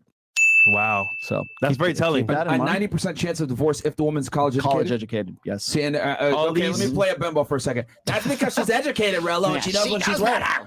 Right? Well, why she would you wants say cash and prizes, and she probably knows the system a whole lot better than somebody who's not college educated. And not just that. It's just like one of the things is, have you guys? I'm sure you've heard women on here come before, and they're like, "I can have sex without feelings, just like a guy." And I'm like, ladies, stop fucking bragging about that. Why don't you just brag about how big? What you're? It's like bragging about how big your penis is. We don't want to hear that you can have sex without emotion. That is an adaptation. That is what we need for you to take care of our children. For you to have emotion when it comes to sex. What that tells me is that you've had so much sex that you've got with so many different partners that you can disassociate sex from intimacy. It's a turnoff. Yeah, but the thing is, evolution made us this way. I'm not saying it's right or wrong. Evolution made us this way. Evolution did not make you that way. If you became that way, it's problematic. We talked about this also. Agreed. Guys, you guys want to have a really great time tonight, go rent the movie After Porn Ends. It's a documentary called After Porn Ends. Just watch the last 20, 30 minutes, and it shows what happens to all the porn stars 5-10 years after they get out of porn. All the male porn stars are like, they're playing golf. They've started a law practice. These guys are like accountants and lawyers. They've got a family. Their lives are great. All of the women are crying. They're drug addicts. They've gotten into incredibly abusive relationships. Several of them have gotten back into porn. Again, we are two different genders. We are not just different hormonally. We are different biologically and different, ready for it, neurologically. And that's the reason why when men, the adaptation, I had sex with 500 women, it doesn't really affect them as much. And the other thing, I'm going to tell you one more thing. When I do meet really squared away women, like awesome women, beautiful, that haven't been with a bunch of dudes, not wild, well-educated, come from a great family, and I meet their husbands, those dudes always have like 500 body counts. Like the guys are like, it's not one of these situations where like, because she kept herself chaste that he did also. These high status men that they dated, always it's like some dude who like used to be a bartender or something like that and became super successful. So that's another thing. A lot of guys think that there's different types of status to get these women, and it's not. As a man, you build yourself up. And if you're with a bunch of, like you said it before, as a man, if you with a bunch of women, it builds your status. And as a woman, if you're with a bunch of men, it does not build your status. It hurts your status. And by the way, if you're offended by what I'm saying, you're offended with Charles. Take it up with charlesdarwin@gmail.com. It's not my fault. It's not. We didn't make this up. I know sometimes you guys get acrimonious with the women on here or whatever. I'm just here for the science, and the science clearly points in one direction. And I can admit it would be hard if I was a woman to being like, so I'm just supposed to accept that then my man cheats. But wait, you decided to choose the guy who was 6'2", makes $500,000 a year. You guys know Satoshi Kanazawa. He was canceled. He wrote this book called Why Beautiful People Have More Daughters. He has another book called The Intelligence Paradox, and starts showing as men start making more money and have higher IQ, they're more likely to cheat. What is that? What is that? I mean, it's a problem. So that's a situation you have to understand. But the idea, here's one more study. No, please go ahead. One more study that I love. By the way, we should go over our favorite books. Because, for those of you People who always ask us for those our of you who want to go lists. down this hole, everything by Dr. David Buss, everything by Gad Saad, everything by Stephen Stewart Williams, and everything by Steven Pinker, and I can't remember there's one more guy I'm forgetting right now. But with Dr. Buss, he has one of my favorite studies all the time, because one of the things people believe, these the blank slaters, they have this idea. The people that believe that men and women are equal blank slates, guys, is what he's referring to. That we are the same biologically. Correct. Those idiots. So if you want to disprove of this, Steven Pinker has a book called The Blank Slate, and he has another book called Enlightenment Now that I love. So in this situation, what happens is when men cheat, women ask, do you love him? When women cheat, men women cheat, men ask, when women cheat, men ask, did you fuck him? Yeah. Okay. Here's the thing. When homosexual men cheat, homosexual men ask, did you fuck him? When lesbian women cheat, lesbian women ask, do you love her? That means that is unassailable proof that the difference between the genders is biological and not cultural. Do you guys understand? One more time for the people. Just really, I want that to burn into their brain. Can you repeat that one more time for the people? Yeah, one more time. And you guys can read, I believe it's in Dr. Buss's latest book, or it might be in The Evolution of Desire, where he talks about this. He also talks about this in my interview with him. When men cheat, men cheat, they ask women, women ask, do you love her? Because women are more afraid of losing the provisioning. Opportunity cost. Yeah, opportunity cost. When women cheat, men ask, did you fuck him? Because evolutionarily, we don't know that the child is ours. Right. No paternity. Our amygdala doesn't have any concept of paternity. Men want to ascertain paternity. Women want to ascertain security. Correct. Fantastic. So, but the thing is, what happens is I've heard this. It was Gad Saad wrote a great book about this. Like strip clubs were built basically for the patriarchy. I'm like, well, then why are there gay male strip clubs? It doesn't make any fucking sense. So here's the thing: when gay men cheat, gay men say, did you fuck him? Yep. These are men to men. And then when lesbian women cheat, lesbian women ask, do you love her? So this men are men and women are women. This means there is a neurological difference, and your proclivities or your sexual preferences don't change the fact that you were still XX chromosome or XY chromosome. Well said. That's the difference. And I think that's fantastic proof right there that even when dealing with the same sex, your natural instincts always override. Yeah. You want to know what's fascinating? We were on Access Vegas, and we asked the girls this because the topic of body count came up, right? And you asked this question was, does a man's body count matter to you, right? And so, like, would you date a guy if you knew that the guy had like a 500 body count, right? And most of the women had a problem with that, but not the problem that you would think, like, oh well, he's a man whore. That wasn't it. It was, Do all of his bitches live in the same Bro, city? that's it. Shh, gotta keep that shit down. Yes, I know. That's secret sauce right there, man. They wanted to know if they were going to run into any of his exes or any of the girls that he's banged in that particular city, because it was about the social implications, not the sexual implications, that would have made them feel uncomfortable. And I thought that was fascinating. That's a good point. I think personally, when I hear women say, "Oh, is he going to cheat on me?" is because they don't want to look stupid. They want to say, you know what? For sure. If he's cheating, I don't want to know. Do it where I don't see it, or keep it out of my line of sight. Guys, if you want the best way to handle this, watch what Justin Waller does. Like Justin Waller has some of the best examples, and these are things that I've done. Again, the whole example of she is my queen, y'all are some hoes. You know what I'm saying? That whole thing is he does not, he would never embarrass his hypothetical girl. He would never embarrass his girl. I'm the same way. Whoever is my queen, she is the CEO of the company. I'm still the chairman of the board, but she's the CEO of the company. Everyone knows, any other girl I talk to knows she comes first. She's the only one who gets posted. She comes first. If she understands that and is fine with that, we can move forward. If she doesn't understand that, then evolution is going to step in. Darwin is going to step in. We're going to start having problems. And that's essentially what goes on. So when you're dealing, again, this ladies, I love the delusional calculator. When we get to the point where when we deal with these men up in the top 10%. But here's another thing. I love this one. You guys know average North American male has 7 sexual partners in his whole life, something like that. Okay. So the greatest study, the one we use the most, right? The GSS survey from 2018, it shows 28% of men having 0 sexual partners up to 2018. So it's 2022 now. Let's say 33% of men. Let's just say a third. Yeah. So a third of men between the ages of 18 and 30 have 0 sexual partners. So this right here would be, I wish I could graph this out. This is all of men, right? So from 0 to 33, we already know that's 0. Right? We've already proved that 0. We know the mean is 7, right? So once we get to the 50th percentile, we're 7. Okay. That's 50th. So the 60th percentile. Pay attention, guys. With 60th percentile, we'll just go like, we'll say 10 or 20, right? 70th percentile, we'll say 40 or 50. Guys, ladies out there, if there's any ladies watching, the biggest man whores you know, how many girls have they been with? Now we go from 7, maybe 20, 40, 50. Now we're at 100, 200. And once you get in the top 10%, we're at 1,000 women. The number of the body count for men goes like this. Is like a fucking hockey stick. Yep. This is ultimate proof of hypergamy. Besides that, and the fact that, when you look on these dating apps, 80% of men are deemed to be unattractive, right? Yep.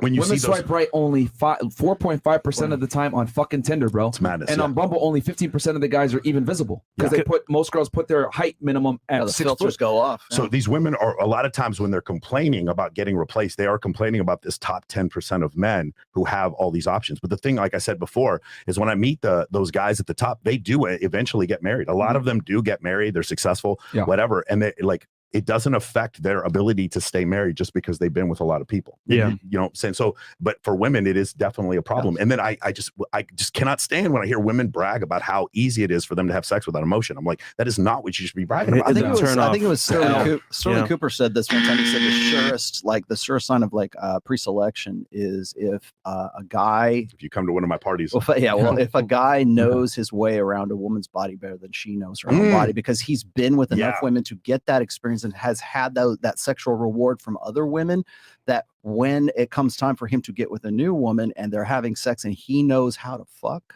that's this guy learned this from experience of other women who pre-approved and pre-selection for this guy. That's the surest sign. There's no other way to attain that knowledge but through experience. And Sterling's a former porn star as well. Yeah. So, and by the way, if she shows up with a hairband on her wrist for your first date, you're fucking that night. Thanks. Tire her up. Hilarious. All right, so I'll hit these chats real quick. I'm only reading 50 and up, guys, and then I'm going to recap because we covered a lot of really important information there with a lot of statistical proof. This is all facts, not fiction, not our feelings, not we think or we feel like. And I'm really glad that we had this discussion because you guys really confirmed a bunch of points that I make on the show with actual studies and numbers. That breakdown from Michael was amazing. We need Trill and his 3 perfect 10s on the pod. That's from 3 Decades. Hell yes. Hey, Trill, hit me up. New Horizons, support for everyone in that room. Love you all and work you guys put in for us. The common folk, all due respect. Samishi, thank you so much. Thank you. And then we got Wanted Media goes, people are losing the patience needed to dive deeper into everything you have written about. Sad fact, but people expect short bits that explain everything. Thanks for all you do. As you said, now it's TLDR generation. Can I say one thing? Yeah, go ahead, audiobooks from this point forward, when you are in the car, when you are eating, when you are in the gym, from this point, make a promise to yourself.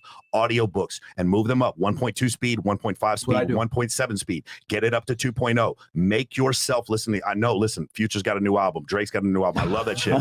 Trust me. Listen, wait for that at the club. When you are in the gym, when you are eating food, when you are driving your car, you need to be listening to audiobooks at all times and cranking those things up. Agreed. You shouldn't be listening to music unless you're in the gym. I think listening to music in your free time is actually quite frankly stupid, to be honest. Or put on Unless a you're a podcast. musician. Like if you're about to do a personal Yeah. record and you want to listen to dubstep, that's fine. But after you do your PR, then go back to listen to audiobooks. Yeah. There you go. Okay, got that one. And then I divorced my wife for 12 years after her cheating. Clean break. Nothing lost on my end. From ashes to assets, my friend. Good stuff. And that's from Hawk. Yeah, good stuff, man. You got out there. Good. Serious question. I'm an AI engineer. Computer vision powered robotic plastic surgery will be the norm soon. The research for this is hot now. How will the dating market change if every girl is a 10? This is not just a prediction. This is inevitable. That's from Jose Ramirez Suarez Lopez. Well, I mean, hey, bro, listen, what do we always talk about? Supply and demand. The more hot girls there are, the less each girl's value goes down. That's just what it comes down to. So, it's a function of supply and demand. So as girls consistently get hotter, then that's what. By the way, that's what happened with women. Women started seeing all these guys that they wanted to attain, these rappers or musical artists. But here's the difference, right? They could actually message them on IG, and I've seen girls from like Wichita and Des Moines and Waco, Texas, and they're at Bilzerian's house. They're at the Wish Mansion. They're at they're on the Marquee Sky Deck. Shout out to Jason Strauss. Marquee Sky Deck at EDC. They're at all these different places, and these girls are like having sex with, like, for us as men, if we write the hottest girl we know, she's not going to write back unless we have a blue check mark. Then maybe she's going to write back. These women not only can get write backs from their favorite athlete, they can have sex with them. It's not that difficult because the dudes up at the top, do you know what the roster looks like? It's forever. It's not like there's not a 53-man roster like in the NFL. They can just keep having sex with new hot women forever, and they will never stop. And that's the thing that you have to understand. Because of that, I see these ladies all the time. They go to these parties. They're backstage with Drake or Chris Brown or whatever. Drake. They're doing this stuff, and they'll tell me the stories. And it's just like one of these situations where, like, because these high status men will have sex with them, they're confusing that with like, now I deserve this man who's a 10, and it's like it's not going to work. Great point. So because now Sexual escalation. the delusional calculator. Now you believe that you can get this man in the top 1%. The likelihood of you getting him is low. The likelihood you get just having sex with him, it's not super low, but it is low. The likelihood of you getting him to wife you up is much lower, and the likelihood of you getting him to wife you up and to stay faithful is impossibly low. It's astronomically low. It's asymptotically low. And so that at that point, it just doesn't work. It goes back to the hockey stick trend we talked about before. Like a very small minority of the men are responsible for having sex with the majority of the girls. The guys that are actually, because you talked about late counts, which was very interesting. There's really no in between. If you're a guy that's capable of having sex with 100 girls, well, more than likely, you're going to continue to escalate that and have sex with like 300, 400, 500, 600, because now you've attained a skill set, right, that not many men have. And let's be honest, you line up 100 guys and they have that skill set, they're going to use it, right? Even if they do have a girlfriend. So that's why it's like there's such a big spike when it comes to guys with late counts, because you got a guy that's, virgin or hasn't had sex in a year, whatever. That guy is so far off from the guys in the top percent, but the guys in the top percent are so small. Those guys, the numbers are astronomically high. Guys in the hundreds of hundreds, and then you got guys that got zero. And Rollo said it earlier. He said, women want you to just get it. Guys with experience, they just get it. They know how to damn a girl, how to respond. Oh, that's a shit test. I could pass that. All right, no more smash. However, just at your point as well. So Instagram, girls do get hit up all the time. However, there's a girl out there teaching girls how to make their posts show on the explore page. So imagine, all you need is one post from your Instagram page as a girl. Take the explore page, and everyone's gonna see you. Bro, you know how many girls that have like 2,000 fucking followers, 500 followers? They'll hit you only need one post. So imagine, a girl from Wichita or Iowa has that one post that's everyone's seeing. Rappers, celebrities, turn her up, fly her out. It's a wrap. And she lives all the way in nowhere land. I was gonna say is like what you said. What everybody has said up to this point. Imagine that this facility, right? The way we interact with women now, the global sexual marketplace, this is new territory. We've never been able to do this in the history of humankind. It's an evolutionary mismatch. The guy who can do that, who can get like 1,000 girls, that guy couldn't get 1,000 girls when he was isolated in a local sexual marketplace when he couldn't get out. Now, courtesy of social media, courtesy of the blue check, which is like, it's cloudonomics and all that good stuff. It doesn't matter where you are. You can be in Wichita, Iowa, or whatever, and you're still in the same sexual marketplace as all those other bitches that are in Brickell, all the girls who are in Vegas and everything else. We have never in the history of humankind been able to have that ease of access. And I want to say the top for the apex guys, right? Clout is literally the number one amplifier when it comes to girls. Guys, Yo, we joke all the time on the show. What's the best thing you can have as a man to get the most girls? Clout. You guys, Richard fucking Ramirez, Ted Bundy, okay? Charles Manson, who else? Jeffrey Dahmer. The Boston Marathon bomber guy. The Boston Marathon bomber. All these guys, well, except for the Boston Marathon bomber, are serial killers, rapists, molesting children, etc. The worst of the worst, okay? Decapitating women and defiling their bodies, all this crazy shit. Jeffrey Dahmer eating people, okay? When they went to trial, in all of their cases, there was hordes of women showing up to their trials saying, oh my God, he's so attractive. Writing in love letters. Ted Bundy got married to a fan in court. And started having sex with her. And he had sex with her in Florida. What? Conjugal visits. Richard Ramirez also found a wife, got married. This guy was out here drawing pentagrams and killing people and ejaculating on their couches and vomiting food in their goddamn houses after he killed them. Ted Bundy, decapitating women, killed 33 women. Charles Manson. Women showed up to their trials, guys, when they were being put on trial for the worst crimes against humanity. I'm telling y'all, clout, status is the main amplifier for women. Even if it's from infamy or being notorious, you will get girls if your clout is high enough. Hey, man. And OJ Simpson to this day, he's running around Vegas. Bro, I was at a party with OJ the other day, bro, and he was surrounded by white women. I can't even make that up. I had a homegirl. She has a PhD in pharmacology, and I walked up to her, and I said, hey, what's going on, girl? You want to go meet the Jews? I was completely fucking kidding. That's crazy. She didn't even hesitate. She walked right over there, and I introduced her to OJ Simpson. Bro, that shit was crazy, bro. For you young boys out there, OJ Simpson got arrested back in her mid-90s for almost decapitating his wife and killing her friend in cold blood. And he actually got acquitted of the case. Yeah. Can we talk about like 10 other examples of this? How about a guy goes to jail for 15 months for securities fraud? There's a movie about him where he has sex with tons of prostitutes and does a bunch of quaaludes. If you look up the word quaalude, his name literally pops up, and he's the fucking I'm not leaving. I'm not fucking leaving. Yeah. Now he's the most popular guy ever. How about them? How about the fact the show goes on? That's true though. That's true. How about the fact you guys live in a country where we elected a president who was fucking a porn star while his wife was pregnant, and you still elected him? How about the fact that we live in a country right now where a man transitioned to a woman, then ran into somebody in an SUV, killed that person, ran into another person, and was named Woman of the Year 4 months later? How about the fact you live in a country where one of the top male influencers in the world walks into a forest in fucking Japan, sees a suicided dead body up there, gets canceled, gets one fight with KSI, and now he's the top male influencer on the planet. But how about this one, guys? Fucking Fire Festival. You guys saw Billy McFarland was on was Nell Boys or something the other day. Like the thing is, there is no and Tinder Swindler. Swindler is he's got a lucrative business in like life coaching and dating coaching right now.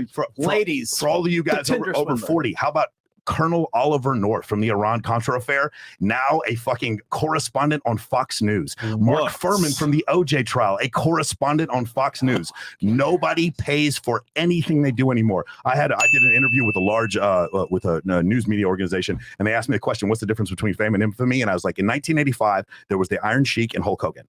There was Reagan and Gorbachev. There was a separation between different types of fame and infamy. Yeah. Now there is none. There is no difference at all. You are the good guy, and then you're the bad guy, then you're good guy, then you're a bad guy. All that matters is, like you said, all that matters is that you're famous. It is absolutely when it comes to attracting women, especially, it's the number one amplifier. These are all examples, guys. I mean, you can literally be the worst person ever and still have women showing up to your trial. Do you have a blue check mark? Hold on. We got a live example. Oh yeah, TikTok. Women hate you per se, but it's still hitting you up. Let me say something. The number one thing women say to me right before they have sex with Dan Bilzerian is, I would never have sex with Dan Bilzerian. Of course. They say it right before. And the number one thing that women ask me when I talk about Andrew Tate is like, I hate Andrew Tate. Do you have his phone number? Yeah, that's exactly what they tell me. So yeah, dude, it is a function of fame. And it is one of these really hard things because, like you said before about a cloud economy, so what happened with social media? Social media didn't make it easier for men to meet women. It made it easier for the top 10% of men to meet women. Yes. Yeah. That's what it did. So now what happens is these men, and this is a huge constructive criticism that I have of pickup is that pickup really missed the boat when it came to social media, because I think a lot of these pickup it started coaches just prior to social media. I That's think why. a lot of these pickup coaches believe my client's weird and I don't want him putting his fucking weirdness on social media, so I don't want him getting on Instagram. I've actually had pickup coaches tell me I don't want my clients on social media. So in that, what happened was these men at the top, now the bifurcation became greater and greater and greater. And that's where, if you go look at that chart with the GSS survey, what happened in that summer of 2007, I think, 2008 to 2018. Well, I mean, up to 2020. That dip at the bottom is the exact same time that Facebook app was introduced to the iPhone. Mm-hmm. That's when it happened. And so that's where it started. And now that group of that generation is now where council culture begins. It's where students start throwing fruit at speakers when they go to colleges. You know what I'm talking about? They try to shout them down at colleges. That's where that period happens. It's that generation that starts doing that. And so that's the point I'm trying to make, is that social media made it much easier for a small group of men to get women, but not for all men. So here's the thing. Every guy who's out there, you've got to get on IG and have some kind of presence where you don't look like a child molester, where you don't. And somebody, he's keeping it true. 90% of you look fucking terrible, and you have no idea how terrible you look. You sit there and you think that this is not Grindr. Well, I don't know why I have 16 blurry close-ups of you. You don't understand. I need to see what you can accomplish, and I need to see where you can travel. That's essentially what you have to do. And so that's the thing, man. This is so important for you to start off me that a long time ago. I don't want to boast or nothing, man. I don't want to keep tooting my own horn, but nigga, we were the first people in the space to bring up social media game, Instagram, and how it really works. Because, bro, it is here to stay. Now, it's going to evolve to something different. But have you guys noticed how often RP guys or guys in pickup are good on YouTube and they're good in like message boards and shit on Tinder or shit on Instagram? Yeah, they're terrible on Instagram. Why? Because in Instagram you have to show. Yeah, Instagram you have to show irrefutable visual evidence that you can do what you say you can do. So if he pulls up in 1985 with the Lambo and I got the Mustang, he's got a 15% advantage over me because he's got the Lambo. Now because he's got the Lambo on IG and I've got the Mustang, it's 15% times N, which is a number of occurrences. How many can impressions? Exactly. In the algorithm. And so now the difference between he and I, it becomes inseparable. Just the delta becomes humongous, and then there's no way to overcome but Mike, it. I want to add to your point as well. It's also skill. So back in the day, pickup artists had to go in person in the field, talk to multiple girls. Yes. I can sit in my bed, DM 100 chicks, and out of 100, I'm gonna get 20, 30, 40. You're talking 20 chicks in person all day. You're wasting time. So time and skill is time consuming. It's definitely different when it comes to social media. Yeah, way different. The thing is about social media is that it's only a small minority of guys are actually able to leverage it correctly to get girls. Social media was a godsend for women to meet higher status men. Terrible for most guys. Yes. Yeah. So sorry, you're gonna say something? No, that was it. One thing I teach this in MOA mentoring my course. For those of you who have been trying to message lots of girls, you know how they stop you after a while? They'll say, we can't open this new thread. Here's the trick. Ready? I'm going to get in trouble for this. And they're probably going to change it because I said this. Go to the first photo in their photo thing and then reply to that photo. It will then open a thread with them. Even though it said it wasn't able to, it'll pull their thread up to the top of your DM list.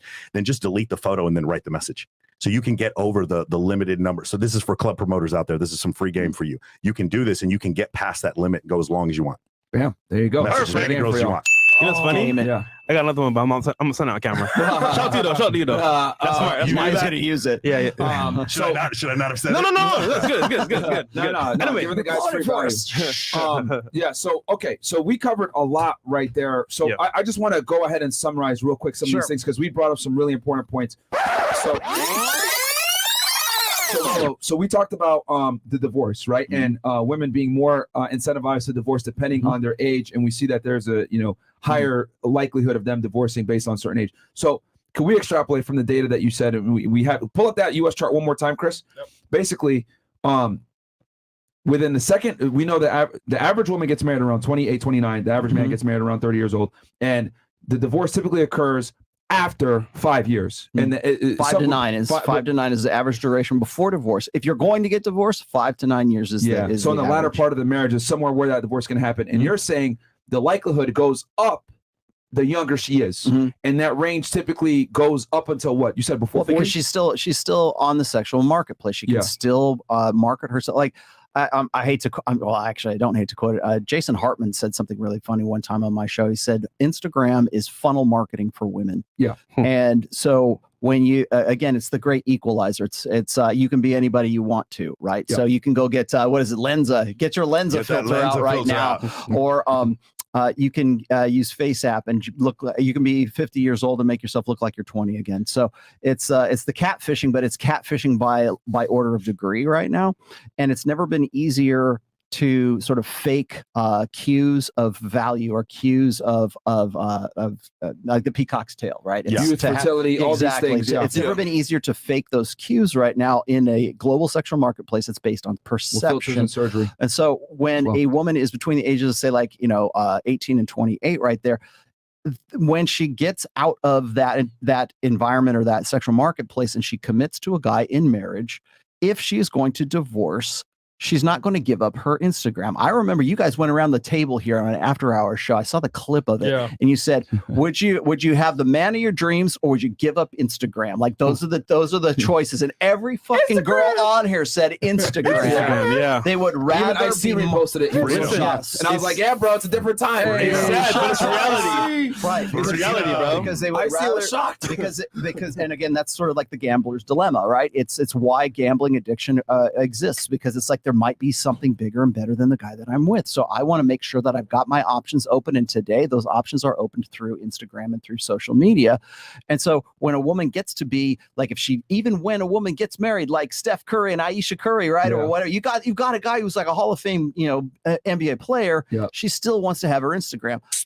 We did this one comparison of like soccer players like Ronaldo and some others. And we saw the players Instagram, he's on vacation with his hot girlfriend. You go over to the hot girlfriend's Instagram, it's the same fucking location. No Ronaldo, I mean, those guys are like the top. If you want to say apex alphas who are making money, look good and everything, those guys, that's it, right? Yeah. Even in those circumstances where women have the guy that was technically, how do you get any better than this guy?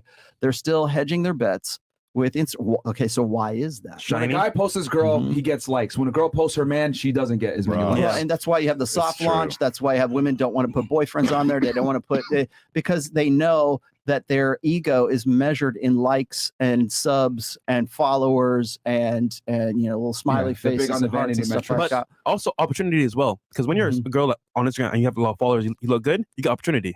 You get flown out. You get money, you get gigs, you get a lot of stuff, so it makes sense. And so even after having a boyfriend does hurt you in that regard. So that's why girls that have on OnlyFans, they almost never disclose if they have a boyfriend. It's a business. Yeah. Sorry. Yeah, because they know they'll lose market share. That's funnel marketing for women. And so when we're talking about how does this translate into divorce, right? So even when you got to remember that the greatest fear for women is to sort of like commit to a guy who then cheats on her and leaves with the trophy wife, and now she's ass out because she's lost all that. It's opportunity cost loss, right? Which is a myth. So, which we just debunked right now. However, that fear is ever present in women's lives right now, because the worst thing in the world is to like get with a guy and submit to that guy and to be defer to his authority and everything else, and then have him suddenly leave for his younger, hotter, tighter secretary. And that is it's a myth, but it's a myth that feeds fear that we can sell security to. But the reality is they actually leave at a higher rate. The reality is completely different. So it's okay. So the latter part of the marriage after a child, and you said it seems to be the cutoff is about 40 years old. That's when they're pretty much like, yo, I'm getting the fuck out of here. Lord, please kill my man before I'm 40, please. Well, I'm still hot and sexy enough to get another man. Pull that chart one more time, Chris. So basically, for all you guys out there that are watching this podcast, I'll make it simple for you. If you're 5 years past in your marriage with your wife, she's in her 30s, and she's before 40, you guys have a child together, and things are a bit rocky. Oh man. Your likelihood of getting married, divorced, go pretty up. high. So, and I think that's a very interesting find. The good news is if you keep it, if you're past 10 to 14, you're at 15 to 16, the odds of you getting divorced go down astronomically, as you can see. Yeah, as you can see. Okay, so once you pass 10 to 15, okay, I see that in the chart. So once you pass 10 years, your chances of So the years in which a woman is most likely to divorce you are the first 5 years, then it decreases 10 to 14, and then 15 to 19. And yes, you can see the data. But keep in mind, once you pass 10, alimony's coming. Keep in mind. Depending on your state. When I hear guys tell me like, oh, I don't want to get married because I don't want to lose half my stuff. There's a lot more downstream effects to divorce than just losing half your stuff. Yeah. Like jumping off a parking That's right, structure. We got some chats here. We got the girls here as well, guys. yeah, The yeah, we gotta chats, get- just one and the chat. girls. Christianity in the West, if you steal something, pray for forgiveness and get forgiveness. In Islam in the East, if you steal something, pray for forgiveness, but show me the hand you stole it with, and you get the chop. No accountability. Facts, brother Michael. Great show. Thank you very much. You were saying something? Peace to the saints. Oh, okay. Well, he's not part of Oh, so- Saint and Sinners Oh, crew. I thought it was Either Saint way, Sinner. yeah, shout out to Yeah, Saint Sinner too, though. All It's right, fine. guys. I want to say one more thing. Yeah, go ahead. Before, when we were talking about when a man posts his girl and he gets a bunch of attention, when a girl posts his man, she loses a bunch of attention. You remember I got a FaceTime call from somebody earlier today? Yes. Yes. Okay. When we were seeing each Very other a long time attractive. ago, I have a girl now. Happy birthday, babe. But when I was seeing that girl that you were talking about Mhm. before, whenever she would post me, anger, bro. Every one of her friends warning her about me. I can't fucking believe you're talking to this guy. Lose followers. And I would tell her, I was like, hey, listen, you're not my girlfriend. I don't need this grief. Don't post me. It's going to be really bad for you.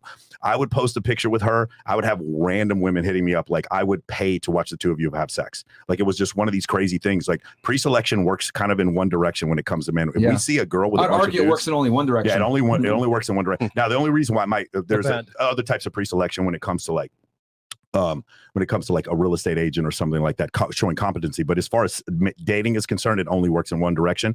And by the way, for those of you who have a problem with the term of pre-selection, the term in psychology is called mate choice copying. Take a second, look it up. Mate choice copying is a real thing. Dr. David Buss talks about it on my interview with him, so you guys can check that out. But that is one of the most fascinating things.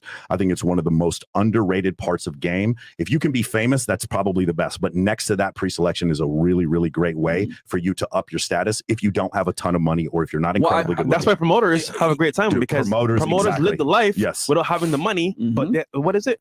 It's all pre-selection. I mean, if you run any type of like social circle game or any of that other stuff, it's one of the best ways to get the cheat code to getting girls is because when girls see you with girls, they automatically are attracted to you. They might say, that's gross now, blah, blah, blah, blah. Shut the fuck up. Like you're biologically inclined as a woman when you see a man with women, especially beautiful women, you're going to go ahead and want to fuck with that guy to some degree. Or at least it creates curiosity. Do you remember Bulgarian's story about Hannah C. Parker?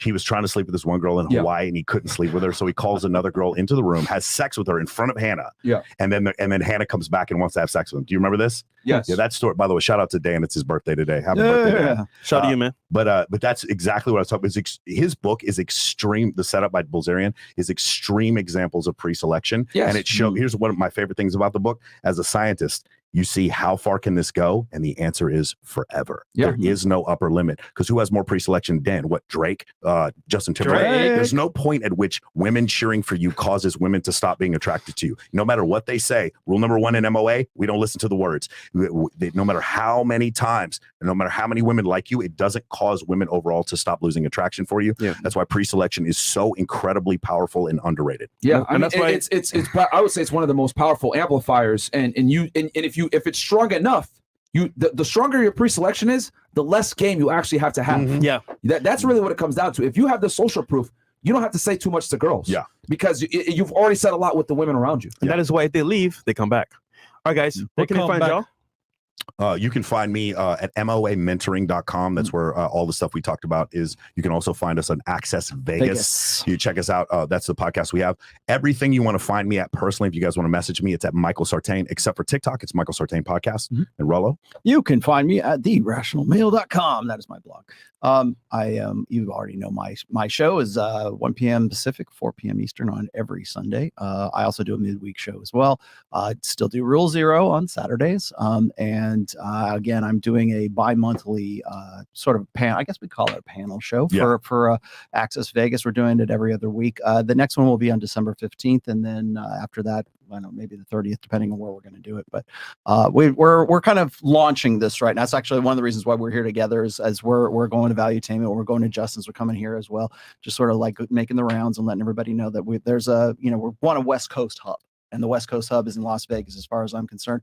And so we're going down there. We're getting girls together. We're having these conversations. It's nothing like the after hour show here at all. It's like much more like, hey, we're going to. It's more. No, I think it's more the tense, numbers. really. No, it's the numbers. It's all we do is bring up science. Like Exactly. that's the only thing. And just their look on their face when they have this. Like, do you understand what you're saying? He needs to be 6'2", make $500,000 a year, and not cheat on you. Yeah. Shout out to CJ Sparks and your $5 million. Shout out to CJ. Shout out to all those girls. So, anyways, so we're doing that in Vegas right now. We're we're going to ramp that up a little bit more in January. Hey, one other thing. Let me say this: if you want to see my interview with Rollo, if you want to see my interview with Bilzerian, you want to see my interview with Dr. David Buss, if you want to see my interview with Justin Waller, go ahead check out the Michael Sartain podcast. Bam. Cool. Yeah, guys. So we're gonna be right back with some girls. Chris, what time? 10:20. All right. So Just in less than an hour, guys. And We got you, check man. them out, guys. And then we'll. Damn, there was one other thing I was gonna say, but fuck it, I'll just get on the other show. Next stream. Love y'all. Next We'll stream. catch you guys on the next stream. Peace. Peace. I ran so far away.